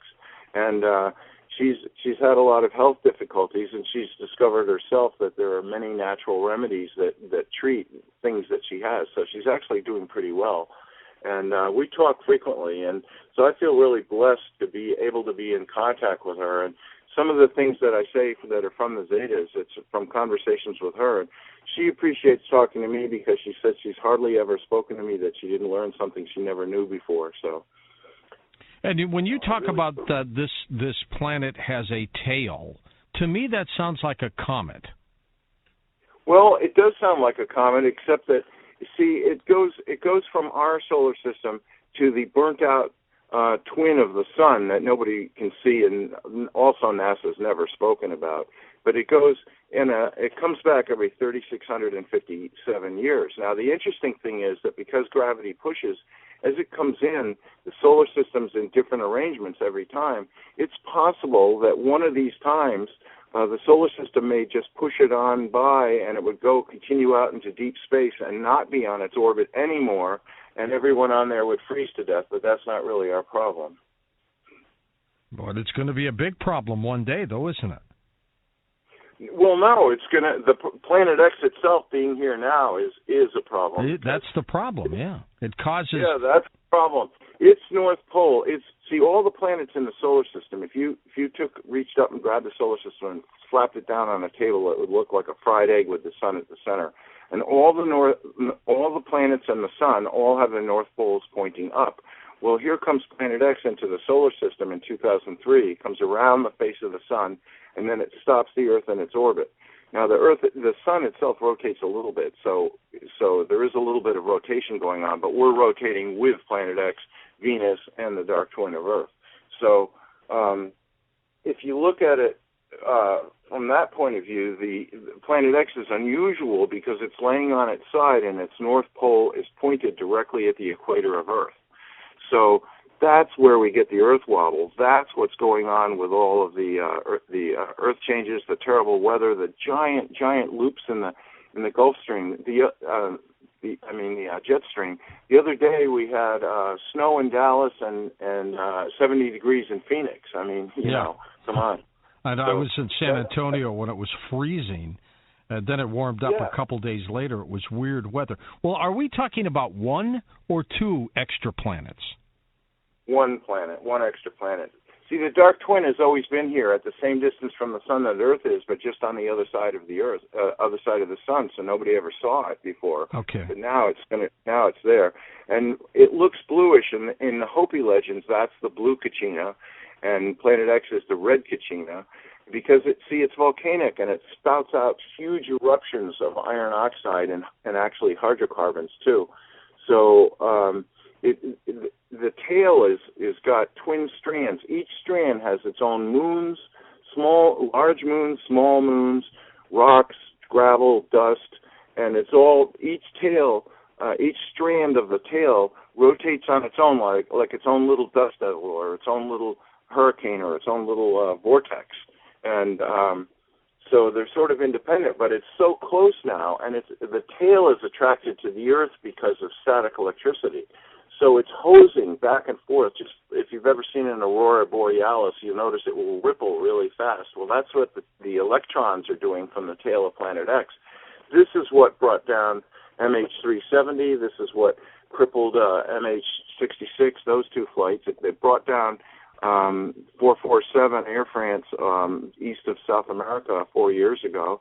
It caused the ferry to sink off of Korea. It caused the ferry to burn off of Greece because there's this flow of electrons. Now, it's so close that the magnetic field is roiling, R-O-I-L, roiling, the core of the Earth. So actually, there is no global warming at all. That's the big lie to cover this up. But what is happening is the molten iron core is coming in contact, fresh, hot molten iron is coming in contact with the bottom of the crust. Now, granite floats on iron. It's hard to believe, but it does. and so it's moving the core around, and that's making the plates move. So like these little 11 quakes in Plainfield the other day, Plainfield, Connecticut. That's the same fault line that goes from the New Madrid Fault to Boston. In 1811, it rang the church bells in Boston when the Mississippi and the Ohio ran back 3 days, and nobody lived down there. It did. It flipped the Mississippi. But this is starting to make that things are moving now. The last time I was on, I discussed these mysterious boxes which were found on the beach in Oregon.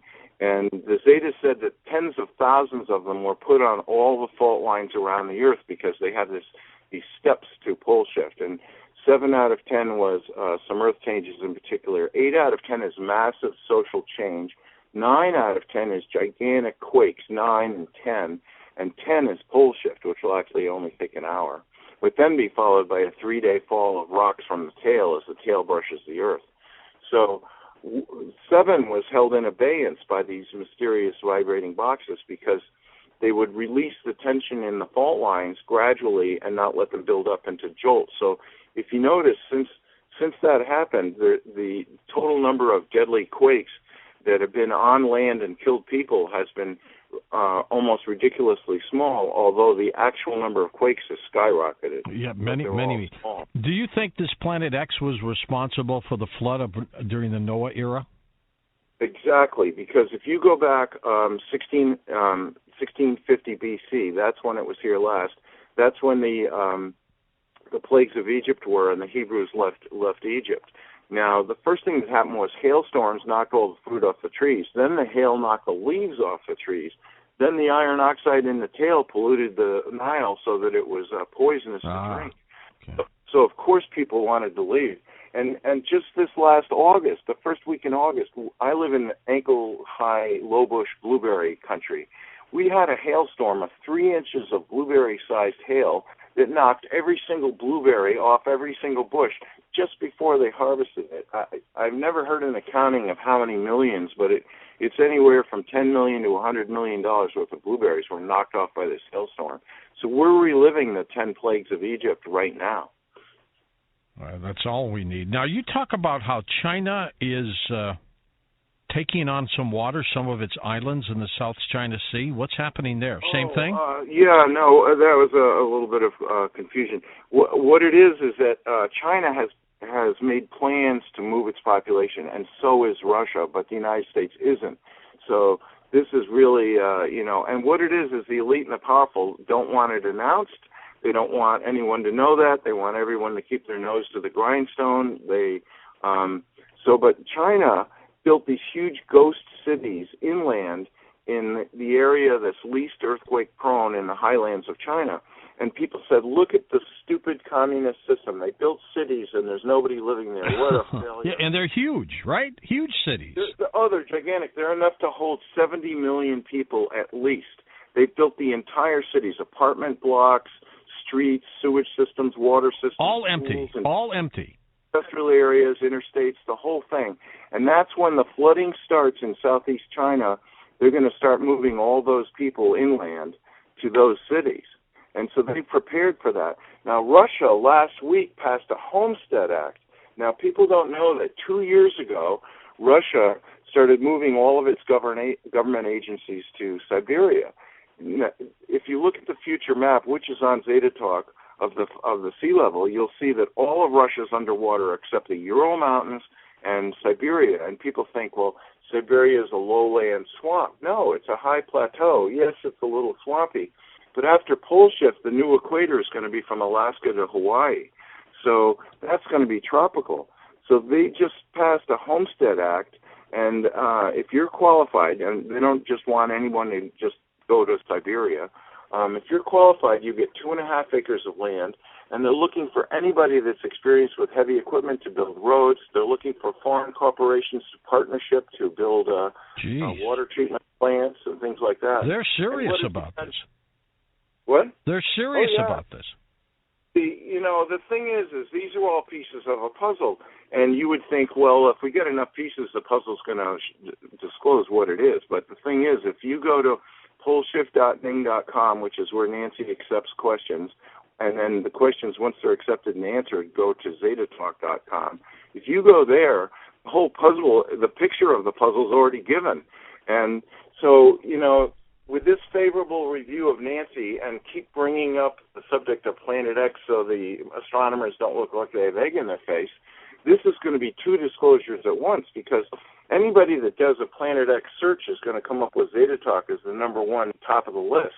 And the reason why, and the thing that's so fascinating, is they're going to be reading that 20 years ago, extraterrestrials told Nancy what's going to happen. No, you're right.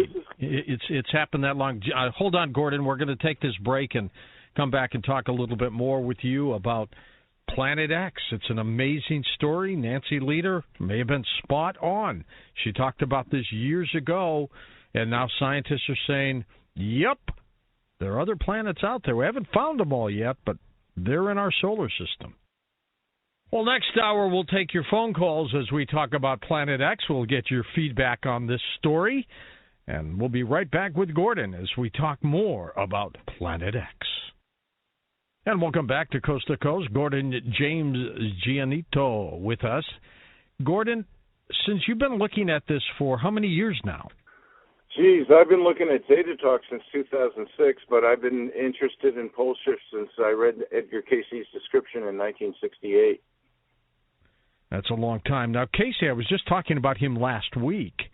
Cayce has been, God rest his soul, but remarkable about his trance readings on health issues. His map of North America hasn't happened yet, but maybe it will, huh?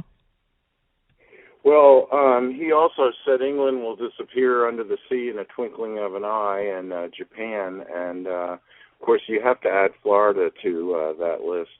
But I wanted to say, George, that I'm not selling anything. I don't have a website, and I'm not a clone of the Zetas. I mean, I'm open to anyone that has better information. But I can tell you, they don't pay me. This is all my own understanding of what's going on, combined with my own personal experience. And, so I've come to the conclusion that this is the best information. I haven't seen anybody anywhere. I've heard people say, well, pole shift is going to happen if you think it is, which to me is ridiculous. And then I've heard other people say, well, the benevolent ETs are going to save us all, which I don't find very believable. And then I've heard people say, well, the Planet X has already been moved around to the other side of the sun, so it's never going to cause pole shift. But believe me, you can go out and take a picture tomorrow and look on your picture on your camera and see it. So, Something's there. Something's happening. And then I have a radio show now since I talked to you last. I'm the host of the Whole Agenda radio show on Friday nights from midnight to 2 Eastern on freedomslips.com. And so people who are interested in what I have to say can listen to me every week if they choose. You're competing with me, James. Well, I wasn't trying to. I just tried to get moved 2 hours back, but I took over the show the way it was, and you should see how tough it is to fight for a different slot. Oh, my God. Keep pushing. Keep pushing. Hey, this pole shift, it's underway now. Oh, it is, because, you look at the Atlantic hurricanes this year, one. Now, why is that? And then you look at the Pacific and the Indian Ocean hurricanes, and there were 81. Now, how could that possibly be? And the reason why is because as the Earth turns, different parts of the Earth face the sun, and next to the sun, as seen from the Earth, but not actually next to the sun, but more next to the Earth, is Planet X. So Planet X is laying on its side with its North Pole pointed at the equator. So right down from Iceland to Antarctic is the Mid-Atlantic Ridge, which has a huge split down the middle, and it's welling up all this molten iron, which is making the Atlantic get wider, albeit very slowly right now. But at pole shift, it's going to jump wider. It's going to be much wider. But anyway, as the Earth turns, the North Pole of Planet X repels the North Pole of Earth. But as the Atlantic Ocean faces the sun, it pulls the Iceland down towards the sun. So you have, during the summer, you have the sun heating the North Atlantic. And no matter how much you heat the North Atlantic, you're never going to get a hurricane out of it. But when the Earth turns a little more, the grip on pulling the Mid-Atlantic Ridge down is released, and the Earth bobs back because the North Pole of Earth is repelled by the North Pole of Planet X. So by the time it gets over the Pacific, it's sitting, because now the North Pole's pushed further back than it would be, is sitting over south of the equator, just off of Southeast Asia. So it's heating the water incredibly, and the Indian Ocean too. So that's why you had 81 cyclones and typhoons, and they were huge. They were huge. The one hurricane we had was almost nothing in the Atlantic. So why this huge disparity? That's the Earth wobble. And that's why, I mean, I'm here on the top of a mountain 2 miles back from the ocean, and I just lived through this storm. We had 90-mile-an-hour winds up there. Unbelievable. 15 hours. And I looked out the glass to the north, and there was no snow on the ground. I go, where's it all going? Because you could look out the door, and you could see visibility was 100 feet. That's how much snow there was. And it turned out it was all blown past the house, scouring the ground, and there were even 10-foot drifts all along the coast here, packed like cement. I mean, it's almost like dealing with limestone. You need a flat-bottom metal shovel to cut it, you know. So it was just something, and it was 15 degrees with a 90-mile-an-hour wind, and I have to feel that was like 35 to 50 below. But, you know, I planned for this. I knew that all these things would be happening, so I built a house myself in 4 days for $11,000. I heat with wood. I bathe out in the yard. I've got no neighbors. I live on a blueberry farm, and I'm only 2 miles from the ocean. And after pole shift, it'll be about 1,000 feet, and I'll just go down to the shore and start eating seaweed and mussels and clams and fishing for lobsters and crab meat and scallops. And, you know, this was a plan. And you should see how many young couples who are into organic farming are moving to Maine. It's just incredible. And Maine is going to pop up, of all things, because it was held down by the glacier. So the hinge point is Pennsylvania, but eastern Maine's going to pop up 500 feet, and then you can prorate it down to the New York-Pennsylvania line. And New Zealand's going to pop up about 500 feet, and Florida's going to sink 150 feet. Oh, geez, that if Florida sinks 100 feet, that's the Miami coastline. Right, and then you see after pole shift, all the ice will be in the wrong place, so it'll start melting, and every tide will come up 6 inches higher than the one before it, or a foot a day for 700 days. That's 700 feet that's the new sea level. So, you know, in the previous segment you were discussing what people should do. Well, what they should do is they should go to Zetatalk and read the safe areas. They should buy a GPS with an altimeter in it, and they should drive around and say, is this 700 feet high or not? And in Florida, they're going to look for 850 feet. And then, you know, go visit some of these towns and places and see, do you like the people there? Could you move there? And, you know, people think, well, I can't move now. Well, that's what, you know, even if Obama announces this, which we're all waiting for, but everyone says I'll eat my hat if he does it, but we are all waiting for that. He's got so much forces against him that there's actually a war going on against the elite and the powerful and the rich with the Council of Worlds to stop him from doing that. And they said, we've got conversations that people spoke privately 40 years ago, and we're going to start releasing this stuff to people to embarrass them. And we're not going to allow anyone to build a manned rocket that leaves the Earth. So this attempt for Orion to go to Mars, they delayed the launch because the Council of Worlds said, look, if you have any telemetry on there for humans, we're going to blow up the rocket. So they had to take every single thing off, and they announced that that was one of their purposes, to see if mankind could survive the launch. But they actually had no telemetry on there to do that because they took it off. And the Wallops Island rocket blew up because they were trying to sneak some stuff onto the space station where after pole shift they could monitor the movement of populations. And that's why Russia has seized Crimea.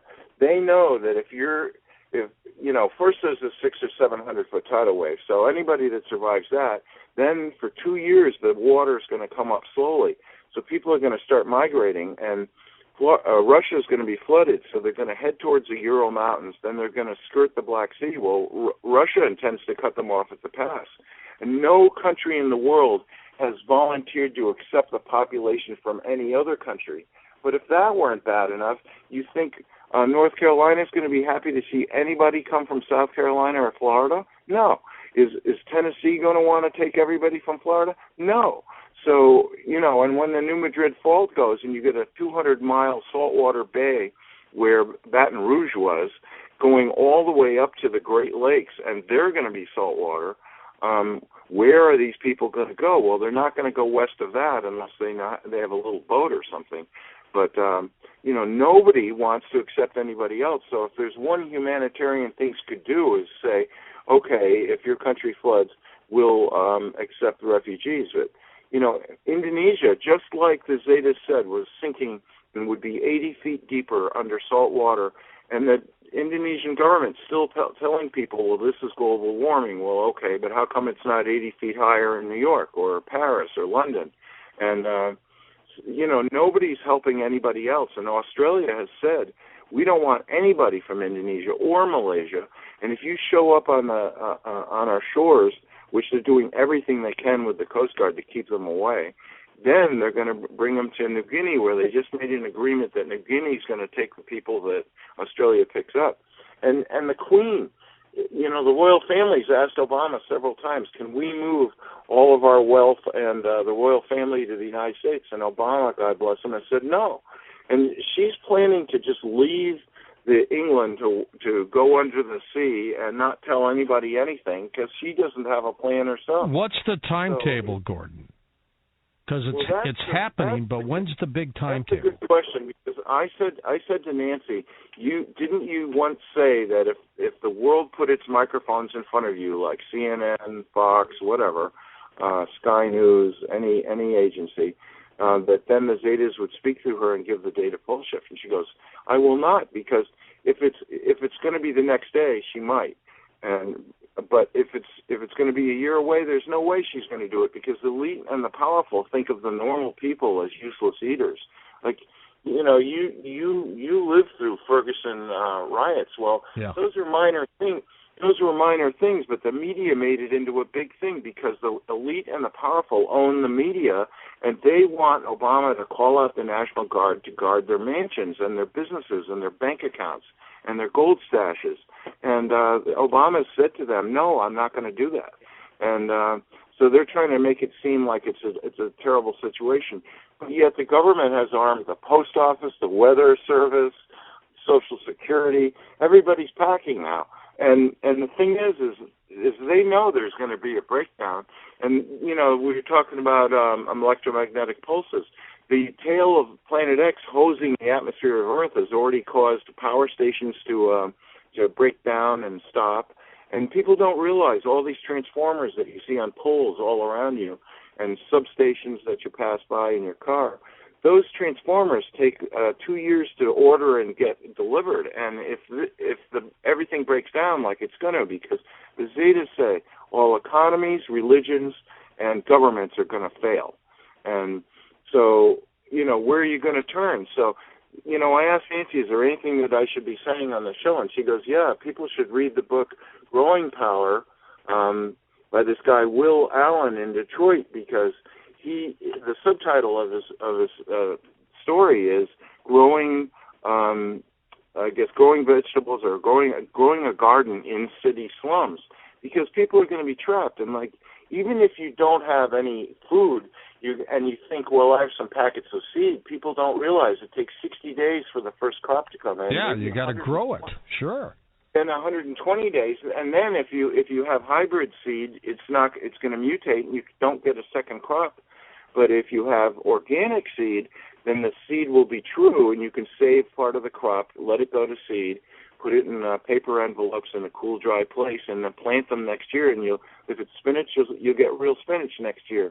But if it's hybrid chemical company spinach, no, you won't. So, and we live here with 350 gallons of water in 5-gallon polyethylene containers. Polyethylene does not leak any harmful estrogens or anything into the water. So that's, we're living this lifestyle, but that's what people should do. They should think now, not later. And, they think, well, I still have a pension fund, but the economy is about to collapse. Everyone knows that, and you hear talk of it all the time. Is it all revolve around Planet X, Gordon? Yeah, it does, because, so, I'm thinking, but what do I know, that it might be even as early as April of 2016. But, that's close. There've been, yes, but the Earth wobble is so much worse now.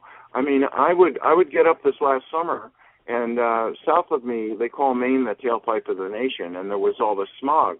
And at night, the stars would be out and it'd be clear, and I'd get up early, and about 3 in the morning, I'd watch the North Pole get pulled down towards the sun as the sun rose over the Atlantic.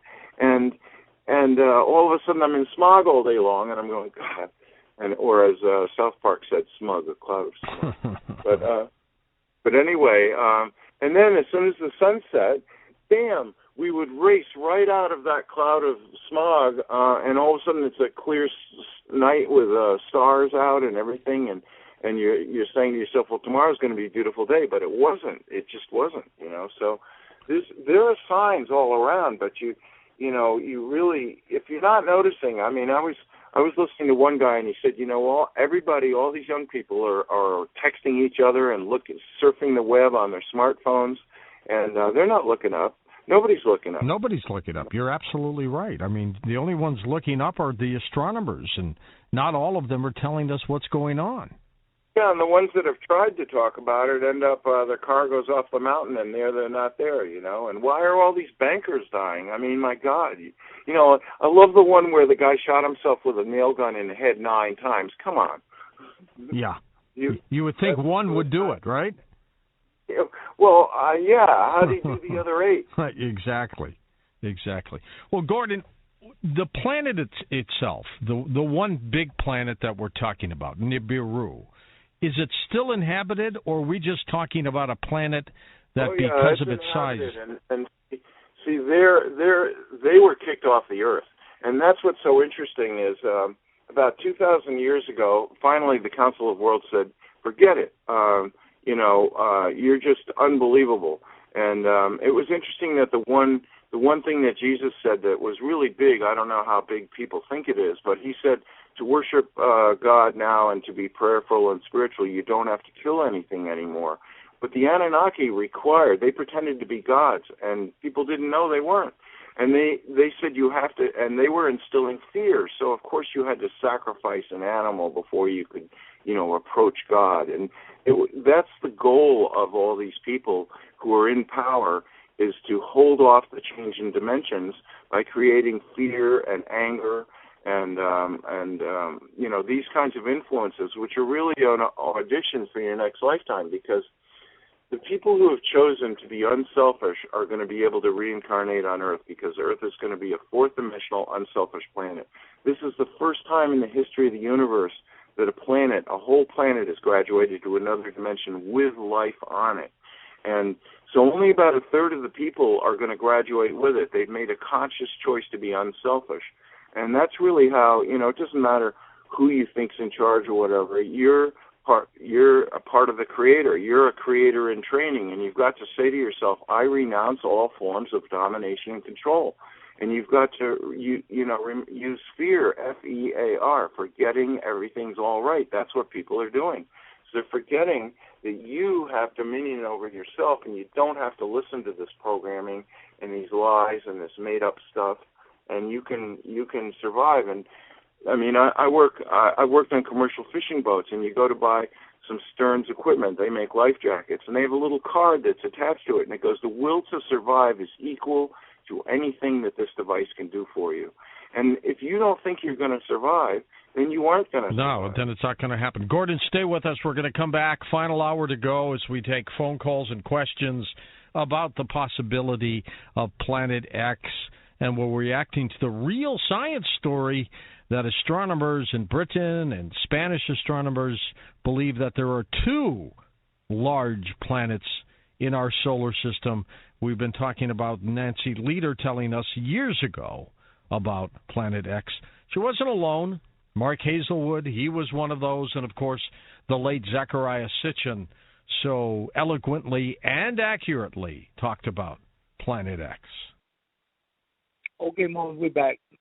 I just thought I'd bring out that little bit of information there because I always try to watch what's going on in the atmosphere and what's going on the ground. That's just something I do. Been doing this ever since I was a child, and I always looked up. Most of us that are alive today have no idea of what the clouds used to say. And I used to watch them, and it was amazing some of the stuff that I seen. And but to tell people this stuff today, they look at you like you're crazy, you lost your mind. So I don't bother. But anyway, y'all got to excuse me. But anyway, we're rolling on with the broadcast. We brought you that information. So it's in your hands. It's up to you what you're going to do with it. Okay. Chief Murray, are you still with us?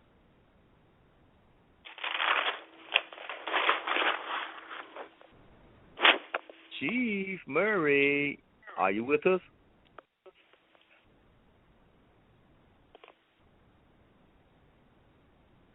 Chief Murray?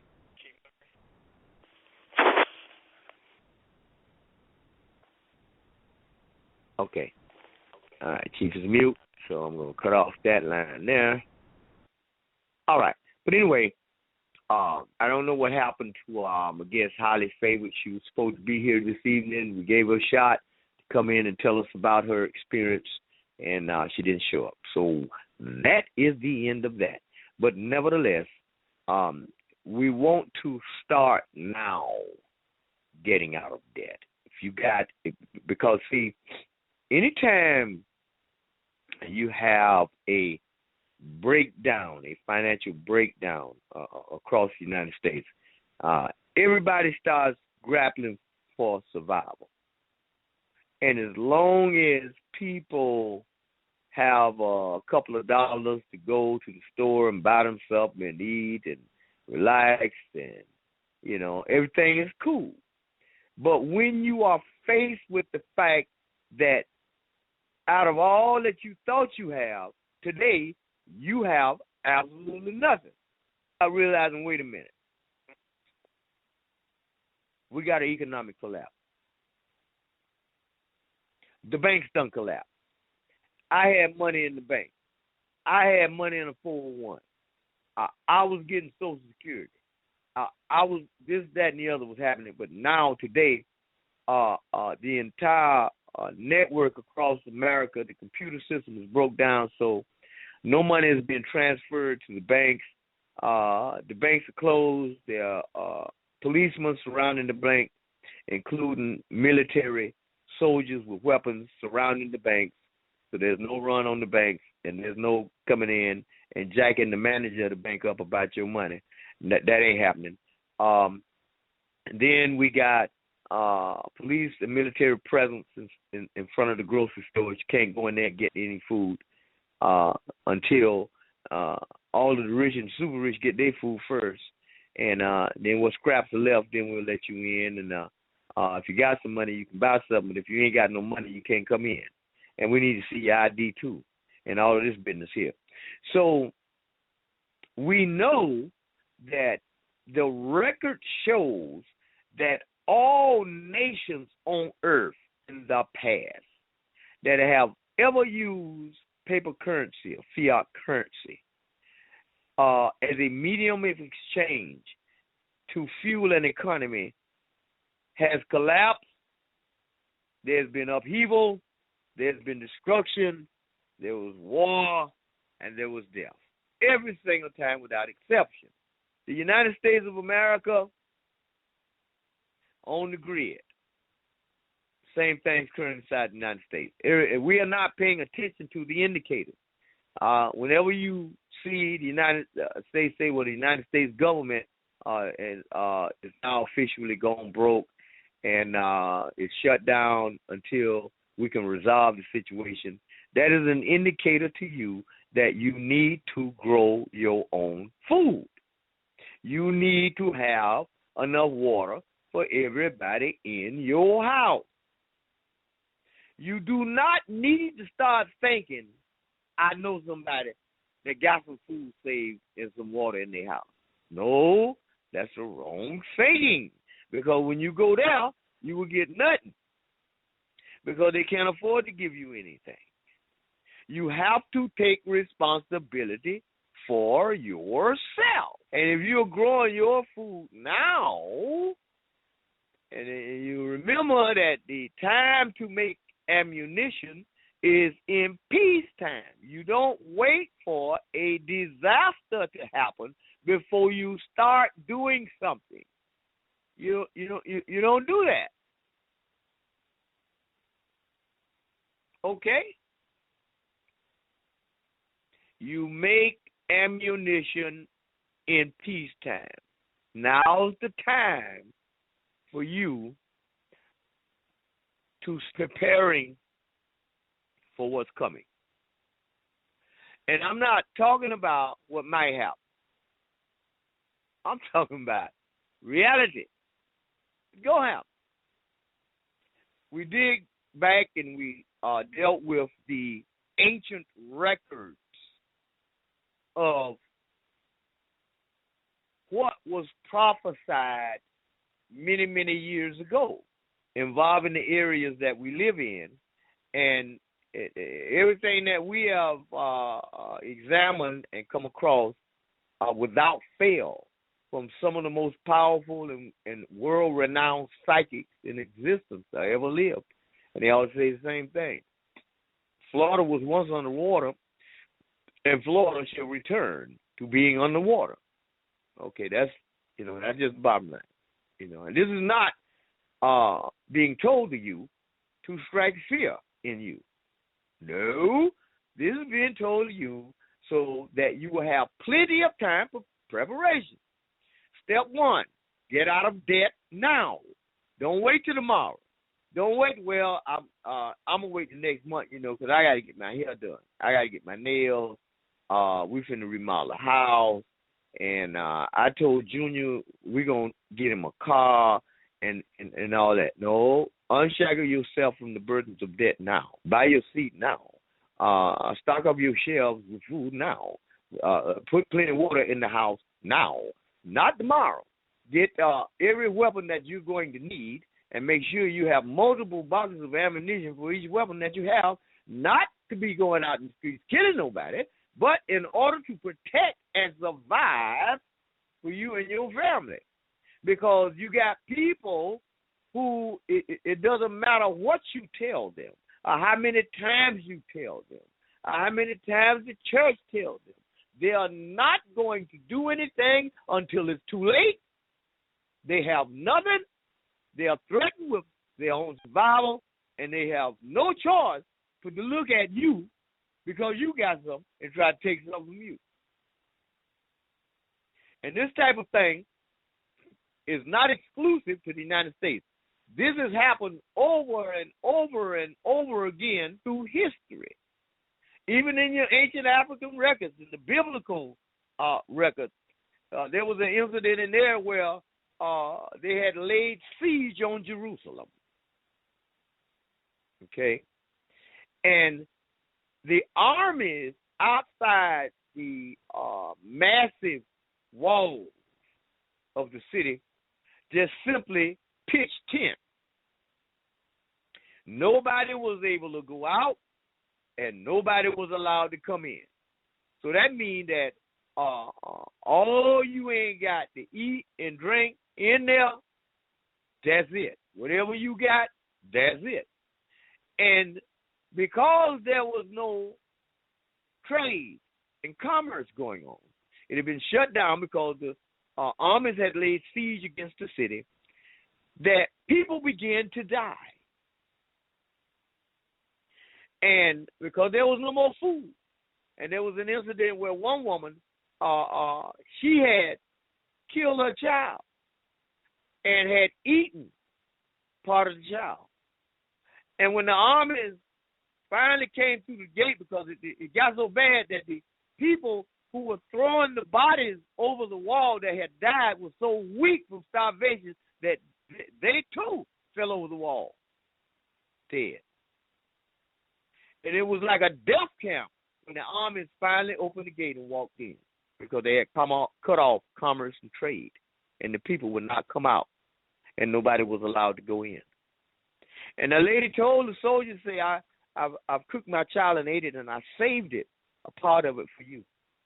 Because the people inside the city had begun to kill and rob their neighbor for what food they had, because they had nothing.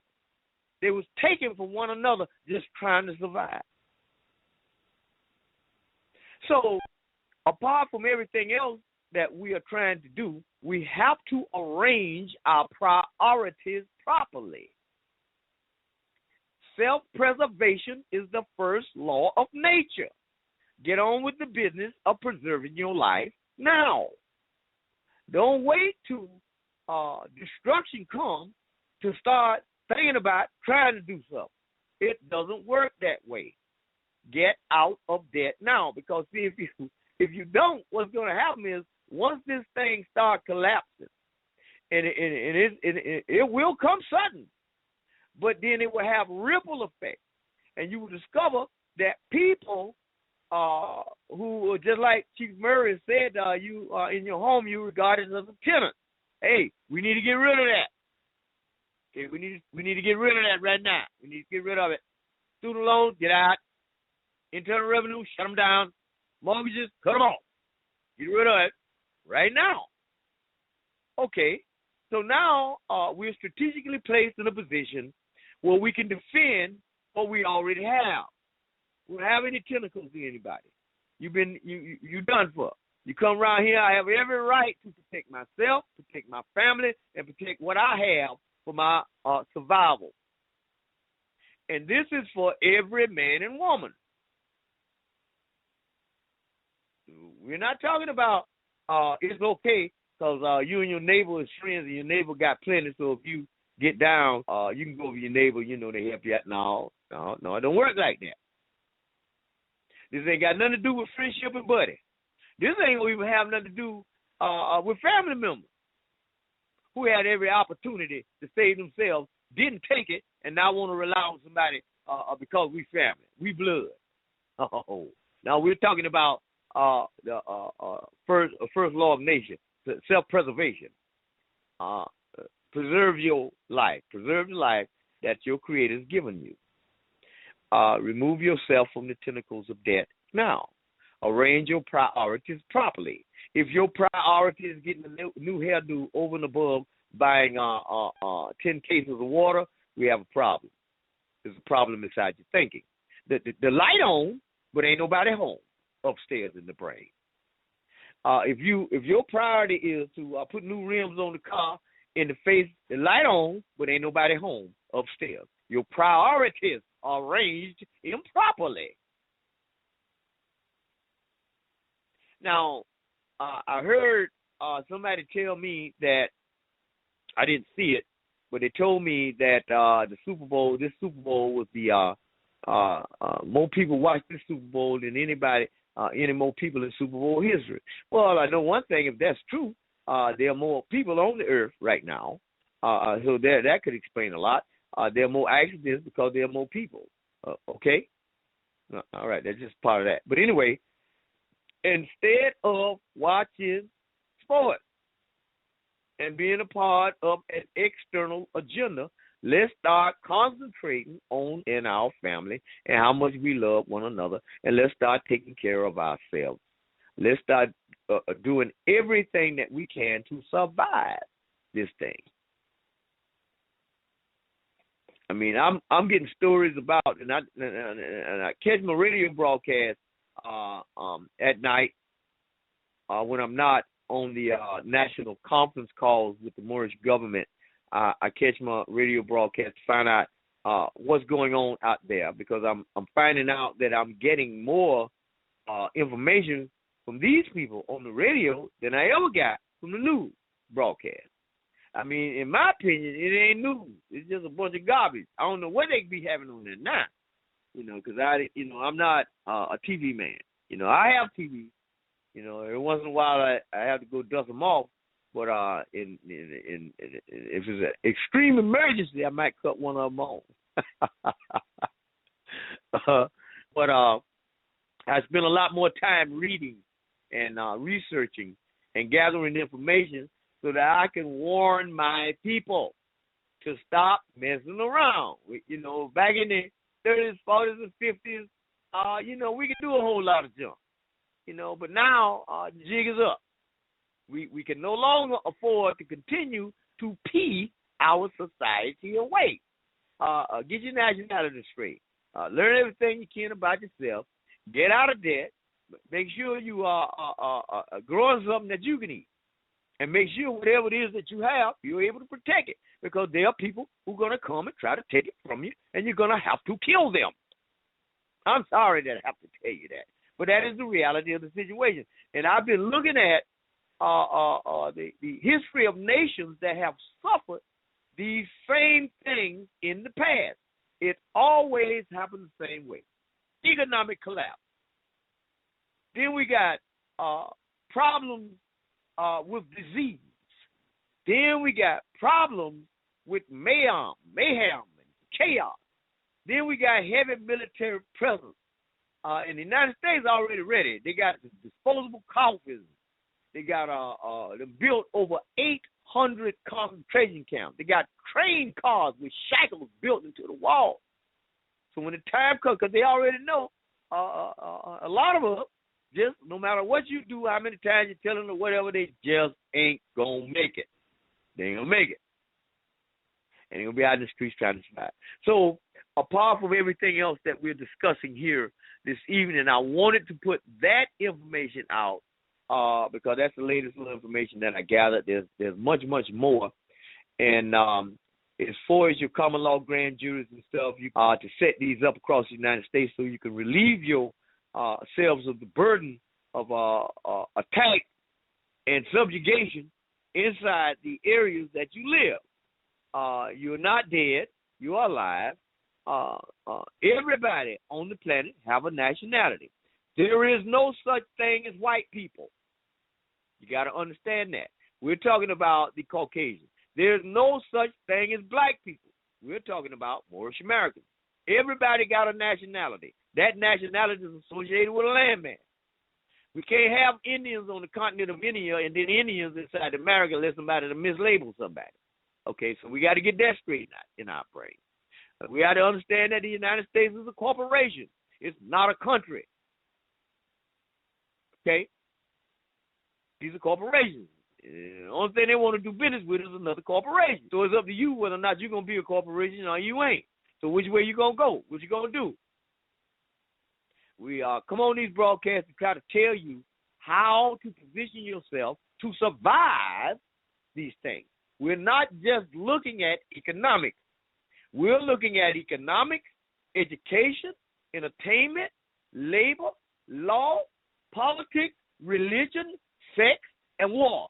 These are the 9 points of the global system that's going on in the United States, and these are the 9 points that we are addressing on Morris Talk Live 100 right here at Block Talk Radio. This ain't no game. We're not playing. We ain't shucking and jiving. We always try to bring you something that can help you, but it won't do you any good if you do not take the information and use it. You are wasting your time. Society away anymore. It's over. Running from woman to woman, we ain't got time for that no more. You won't believe how much getting along you're going to be able to do. Because we ain't talking about something that might happen. We're talking about the inevitable that has always happened down through the history of the world. And we ain't talking about you going from day to day being fearful. Replace fear with skill. Do something about your circumstances. Think about what's going on in the world. Do something for yourself while there is still daylight. Okay? Now, if anybody got any questions, now's the time to raise your hand. The number to dial into the broadcast is 310-982-4184. Now's the time to dial into this broadcast. You raise your hand, we'll open up the line. Okay, check this out. The entire U.S. operates on contracts. Everything is about a contract. We have to learn how to create our own contracts and enforce them. Instead of always being a victim of somebody else's contracts they enforce, let's launch some of our own. Go to www.newdebtelimination.com. Contact me, Tarhaka, Monterey Bay, 904-303-9999. 9061. We don't have to continue to be a victim. We can do something about this thing, man. And once you learn the rules of the game and you learn how to formulate your own contract and how to enforce them, it's on and popping. Give me a call, 904-303-9061 before 7 p.m. Eastern Standard Time. Go to newdeadelimination.com. Area code 716. You're live on the air. Let me know who you are, where you're calling from, what's your question and comment. 716. Come on in. Islam, Brother Tarhaka, how are you? This is Miera, New York Republic. Miera, how you doing? I was wondering about y'all. How many shovels y'all got with that snow up there? My shovels are broke. Snowblower broke. Everything broke.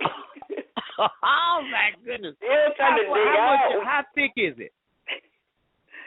Oh, my gosh. I think I had about 2 feet in my driveway over the weekend, and still got about mountains in front of the house. Oh, Lord. Yeah, we're supposed to be getting more. It's been snowing every day, practically. It's let up a little bit and snow some more, and they don't have nowhere. They're running out of places to put the snow now. Yeah, I heard about that.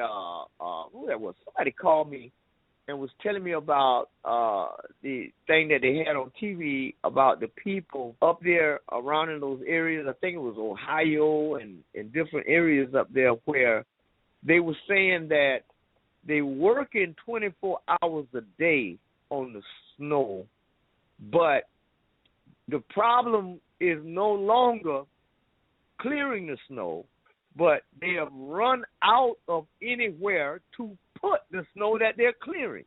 This is incredible. I know, it's crazy. I thought our storm in November was bad. This one is like just as bad as that one. There hasn't been anyone dying as much as it was when they had the storm in November. But it's rough. Well, let me ask you something. Are you able at all to get out of the house? I know driving is impossible. Is any family members? Are y'all able to? Is anybody able to go to work, drive from home to work, and come back home? Yeah, pretty much now it is. In the city part, it's clear, but on the outskirts, like going south towns towards Pennsylvania, going east pretty much. But right now in the city, it's kind of clear here.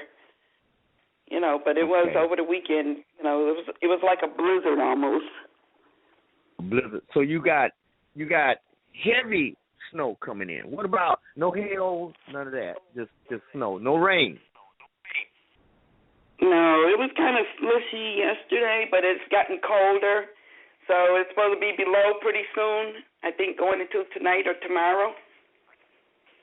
Okay, now when you say below what? Below zero. Okay. So 10 below, 5 below. What about businesses? It's just cold, very cold right now. I didn't even go out today. Okay. And you can look out. Can you look out your window and like see anybody? Yeah, there's cars driving. You know, they have the roads pretty much clear now. You know, they had to get it cleared before the next storm came because people couldn't drive practically over the weekend. But it's cleared up. It's just mountains of snow. When you look, I haven't seen this much snow piled up in front of my house in a long time. Okay. All right. People so, apparently it's kind of dangerous backing out of your driveway. It's best to back into the driveway and be able to pull out because you can't see too much trying to back out. Well, what about we're the surviving. Postal Service? What about the we missed the mail about a couple of days because they couldn't get through. But it's, back working. Everything is on schedule pretty much now. But I came in late on the show, so I didn't know what the topic was. But we're surviving. It's not melting too much. It's kind of weird, though. Yeah. I mean, you have enough It food seems stuff like some in the kind house. of snow. I don't know what kind of snow it is, but... What do you mean? It doesn't seem look like regular snow? It looks like regular snow, but it not doing anything like the snow I'm used to seeing, like, from years ago. It's like, it's really kind of weird. Well, what do you mean? What's the difference between the snow that you're seeing now and the snow that you used to see? What's the difference? Well, I don't know if it's just because it's really, really cold, or I don't know. I really can't describe it. It looks like snow, but it doesn't really melt like snow. I guess I could put it that way. It just, it just sit and, don't do anything. I mean, okay, so let me make sure I got this right now. You say the snow back in the day when it snowed, it would melt. But this stuff is just sitting there. Yeah, pretty much. Pretty much. Okay. So it got like I a little would slush. suspect. It did rain. We had some wet snow, but it's just, I don't know. It kind of looked like it did like last year when people was putting the snow in glasses and it wouldn't melt. Something like that. But that's something fishy. Yeah, it is. Well, I keep listening and looking, and I'm trying to get some information myself on what's going on. But I came in late on this show. I just happened to get the number because I didn't get the notification. So I didn't get Chief Murray's number. And, when I came in, it was sounding really good about the birth certificate and all the other stuff you were talking about. So I just wanted to make sure I, chimed in and to get some information and numbers. Okay, well, I can give you Chief Murray's number. The number is 877, and that's let's see, 877. Hold on a second. Where did it jump to just that fast? Hold on a minute. Okay, all right, 877-714-1233. 877-714-1233, extension 171. That's Chief Murray's number. Okay. All right. I had it before when he was on. I talked to him once, but I haven't had a chance to get back to him, since then. But I will give him a call soon. And everything else is going okay with the other situation that we spoke to you about, Oh yeah. Okay. Good. Well, let me ask you something, because I'm really concerned about y'all up there with this weather thing, because I'm getting reports that this is a phenomenon. I would suspect, and this is just in your opinion, you can let me know what you think, but I would suspect with that kind of business going on, crime has dropped dramatically. What do you think about that? Yeah, pretty much. I mean, it goes in spurts. But, I think around just before the year ended, I think in 1 month, there was like about 13 homicides just before the year went out. Okay. But now, since all the snow and stuff has been going on, what we got? I mean, as far as crime. Now, I'm not talking about natural death, cold, but I'm talking about... No, not too much that I've heard of. I don't watch the TV that much myself. Every once in a while I might, turn it on to see what they're talking about as far as, the weather. Because, with traveling and stuff, I got to try to see what's going on, because you never know. You might leave out of snow here and go someplace else and get stuck. I've, been caught in a couple of whiteouts that's very, very dangerous, where you can't see anything. Okay, whiteouts, zero visibility. Zero visibility. And you're traveling. Yes. And then when you're on the highway, and even in the city, in town, when it's like that, it can be really dangerous too. And that's what we had a few weeks ago. Okay. I had a friend of mine. He was up in a snowstorm. Very, very successful guy, doing very, very well for himself. But he caught a flat tire, and he got out to change the tire and was hit by a car and drugged, and he lost his leg, lost his arm. It messed him up pretty bad. He was really at the pinnacle of his career and life and stuff, and that happened to him. So I know it's, I try to imagine, when people say zero visibility, and you make the decision to pull over, where are you pulling over to? That's right. My question.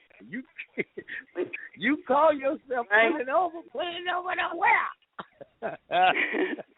End up going into a ditch or something. But I know last week they closed down everything in New York pretty early.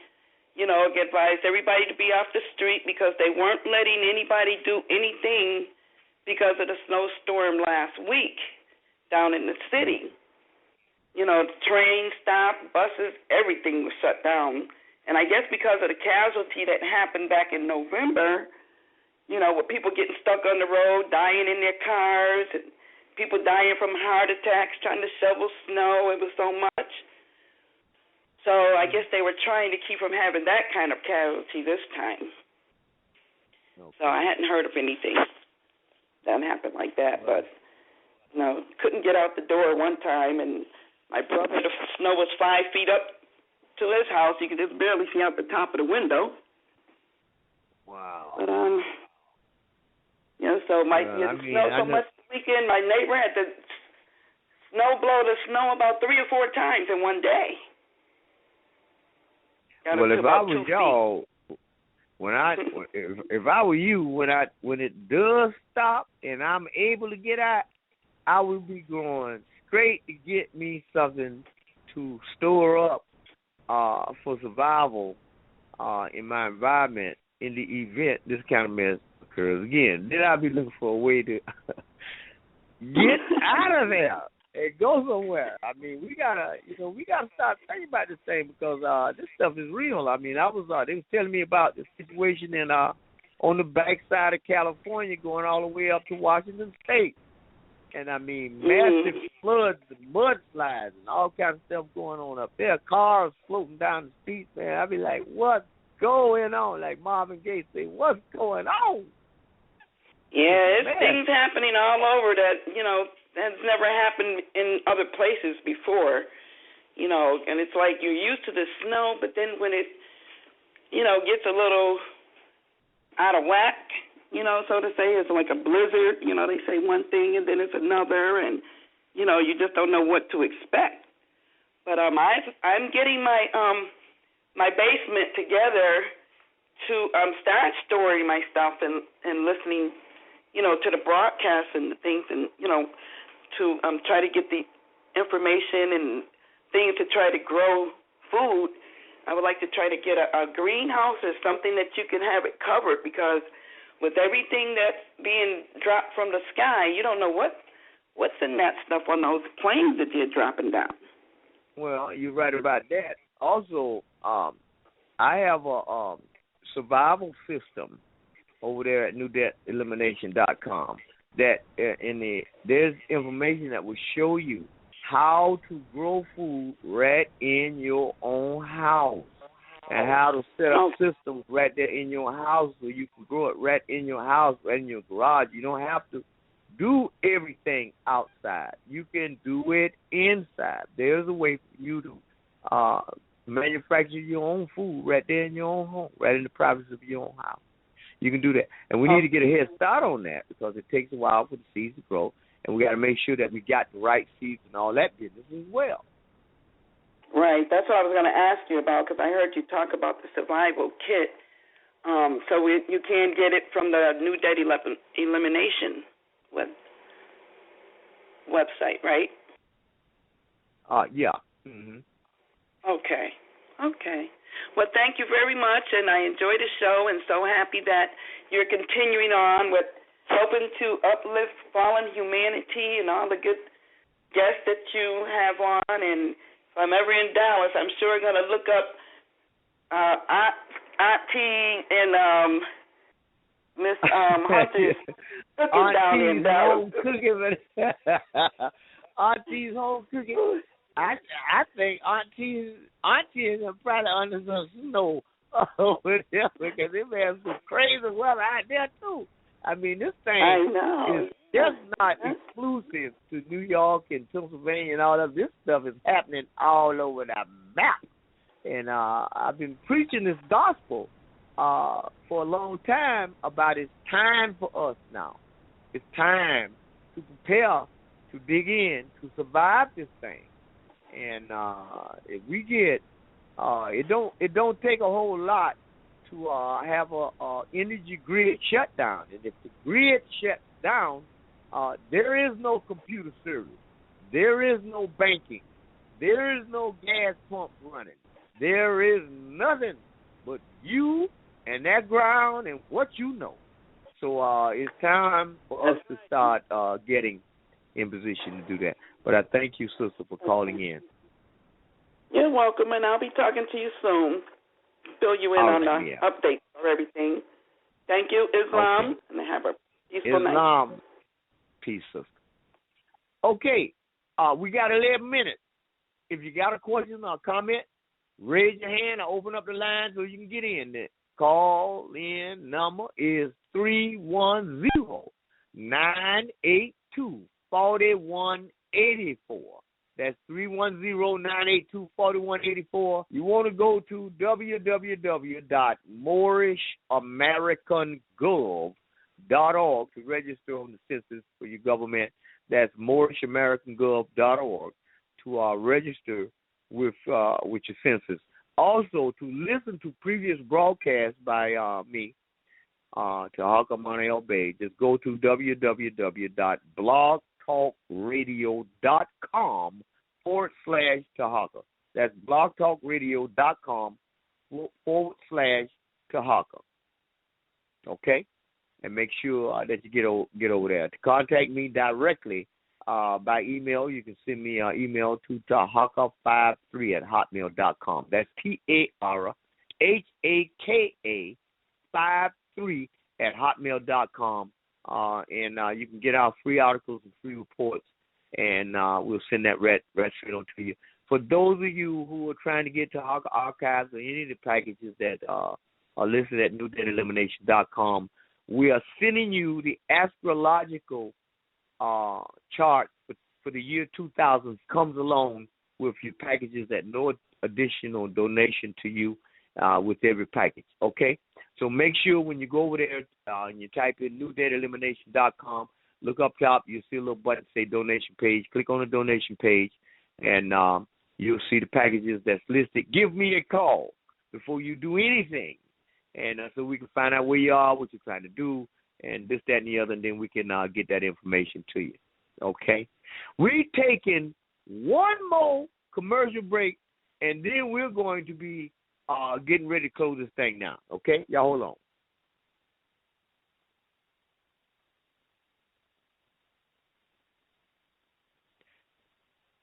One more commercial break, but I don't look like we're going to be able to get that. They ain't looking that way to me. Let's try this. I don't think we're getting no more. Anyway, we're down to the last 9 minutes, and I want to reiterate that what everybody should be doing here in America is preparing for survival, and you need to establish your group base. You need to establish your organization base. You need to have all of that set up so that when there's a problem with your group, because see, if you do it the way we're doing it, what we're doing here, we have the grand jury established. We have already submitted our documentation to the court. Court, when hearing it, we cannot allow you to have this kind of freedom, so therefore we ain't allowing you to file nothing. So therefore, that's okay with us. We'll just politely sue you, and they got served the other day. So now we got that out of the way. But we're still preparing to do what we have to do as grand jurors. We are protecting one another. We're coming to the aid of one another as well, okay? And And that's what we are everybody... where we are in this life because of the actions we have or have not taken. You don't wait until... We are where we are in this life because of the actions we have or have not taken. You don't wait until war break out to start making ammunition. You make your ammunition in peacetime. Look up the word mortgage in Black's Law Dictionary. You will find the word lien. Now ask yourself a question. Do you need a lien? How can you say I'm being blessed? I just got a lien. Come on, man. Let's use a little common sense here, and let's start freeing up some capital for investment. Let's examine these things. Let's get all the information on it. Go to www.newdebtelimination.com. Contact me, Tarhaka Amana Elbe, 904-303-9061 before 7 p.m. Eastern Standard Time. Let's go to work on this thing. Let's make the ammunition now. Okay. We will be back tomorrow night. I have been off the air quite some time, received quite a bit of phone calls and people trying to find out, well, what's going on, man? We haven't heard any shows and stuff.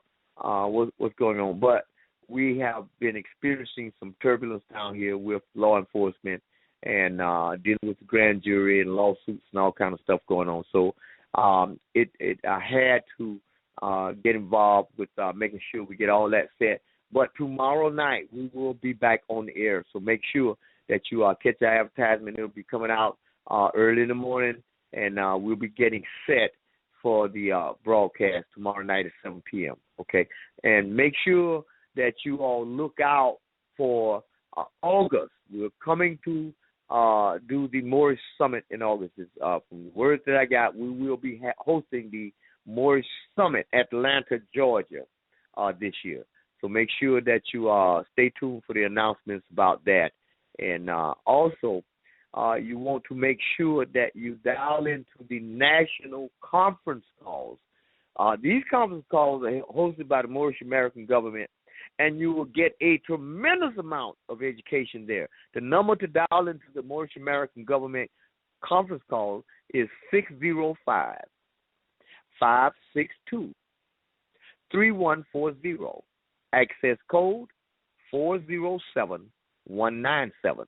The Moorish conference call, once again, 605-562-3140. Access code 407197, and press the pound key. That's the national conference call that's held 7 days a week on the telephone. It doesn't cost you one thin dime. You can learn everything about your government. You can get some tremendous amount of information. Periodically, I've been on there in between in lawsuits and police and all this business. But you want to dial into your national conference call. There's a time period set aside for questions and answers. Okay? So you are able to ask any questions that you need to ask about your government. Because for the first time in the history of the United States, we do have a government, okay? There's a whole lot of in the United States, it doesn't matter who you are, how good you've been. You could have even raised the dead. You still going to have somebody that don't like you. It is amazing how our people do. But anyway, we just have to look over it and keep on pressing on and do what we have to do for survival of our own selves and our own family and our customs and culture and ancient story. And so that information is discussed. If you got questions about your story, if you got questions about the Moorish government, the flag, the Constitution, the Divine Constitution, the Declaration of Independence for the Moorish Americans, the Judicial Notice and Proclamation of Status of the Moorish Americans connected to your government, all of those questions can be answered. The Holy Prophet Noble Drew Ali, all the information on him is right there. The last prophet that was ever sent to us before the end comes has already been sent. You need to learn about him. You need to learn what you have, what was given to you. He brought you everything you need to take it and save yourself, is what he said. I brought you everything. I have brought you everything. Take it and save yourself. It is no accident that this broadcast is on tonight. There is no accident that Morris Talk Live 100 is in existence. Everything is on time. Anyway, I'm broadcasting to you from Jacksonville, Florida. I'm your host, Tarhaka Moneo Bay, and until next time, you all have a good evening, okay? And stay tuned for later broadcasts, especially tomorrow night. Stay tuned for dialing into the national conference calls that have been set up to educate you and to save you and your family members. The census form is right there at MorrisAmericanGov.org.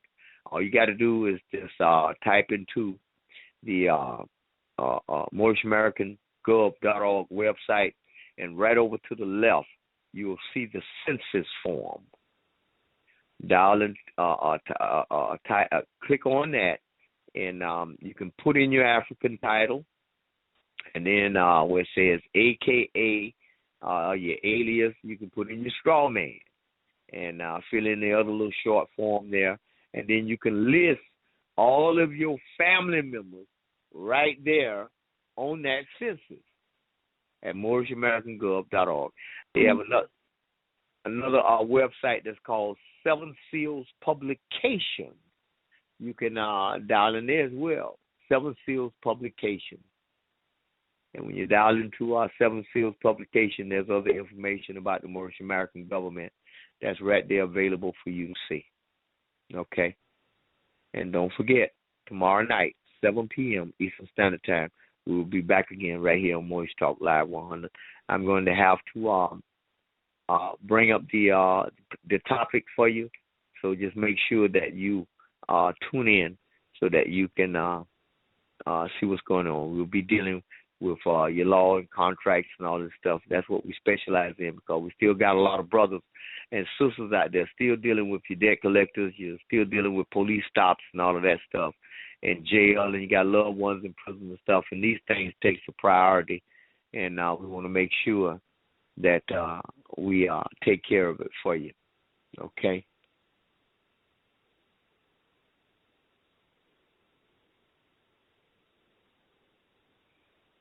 Anyway, we're messing with a little bit of turbulence here, and we're going to go ahead and see if we can shut this thing down.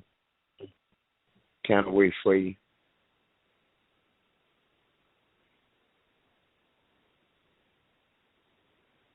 This is quite amazing. Never seen anything like it. Let's see if we can do something else here. I've been your host, Tarhaka Moneo Bay, and y'all have a good evening. Goodbye.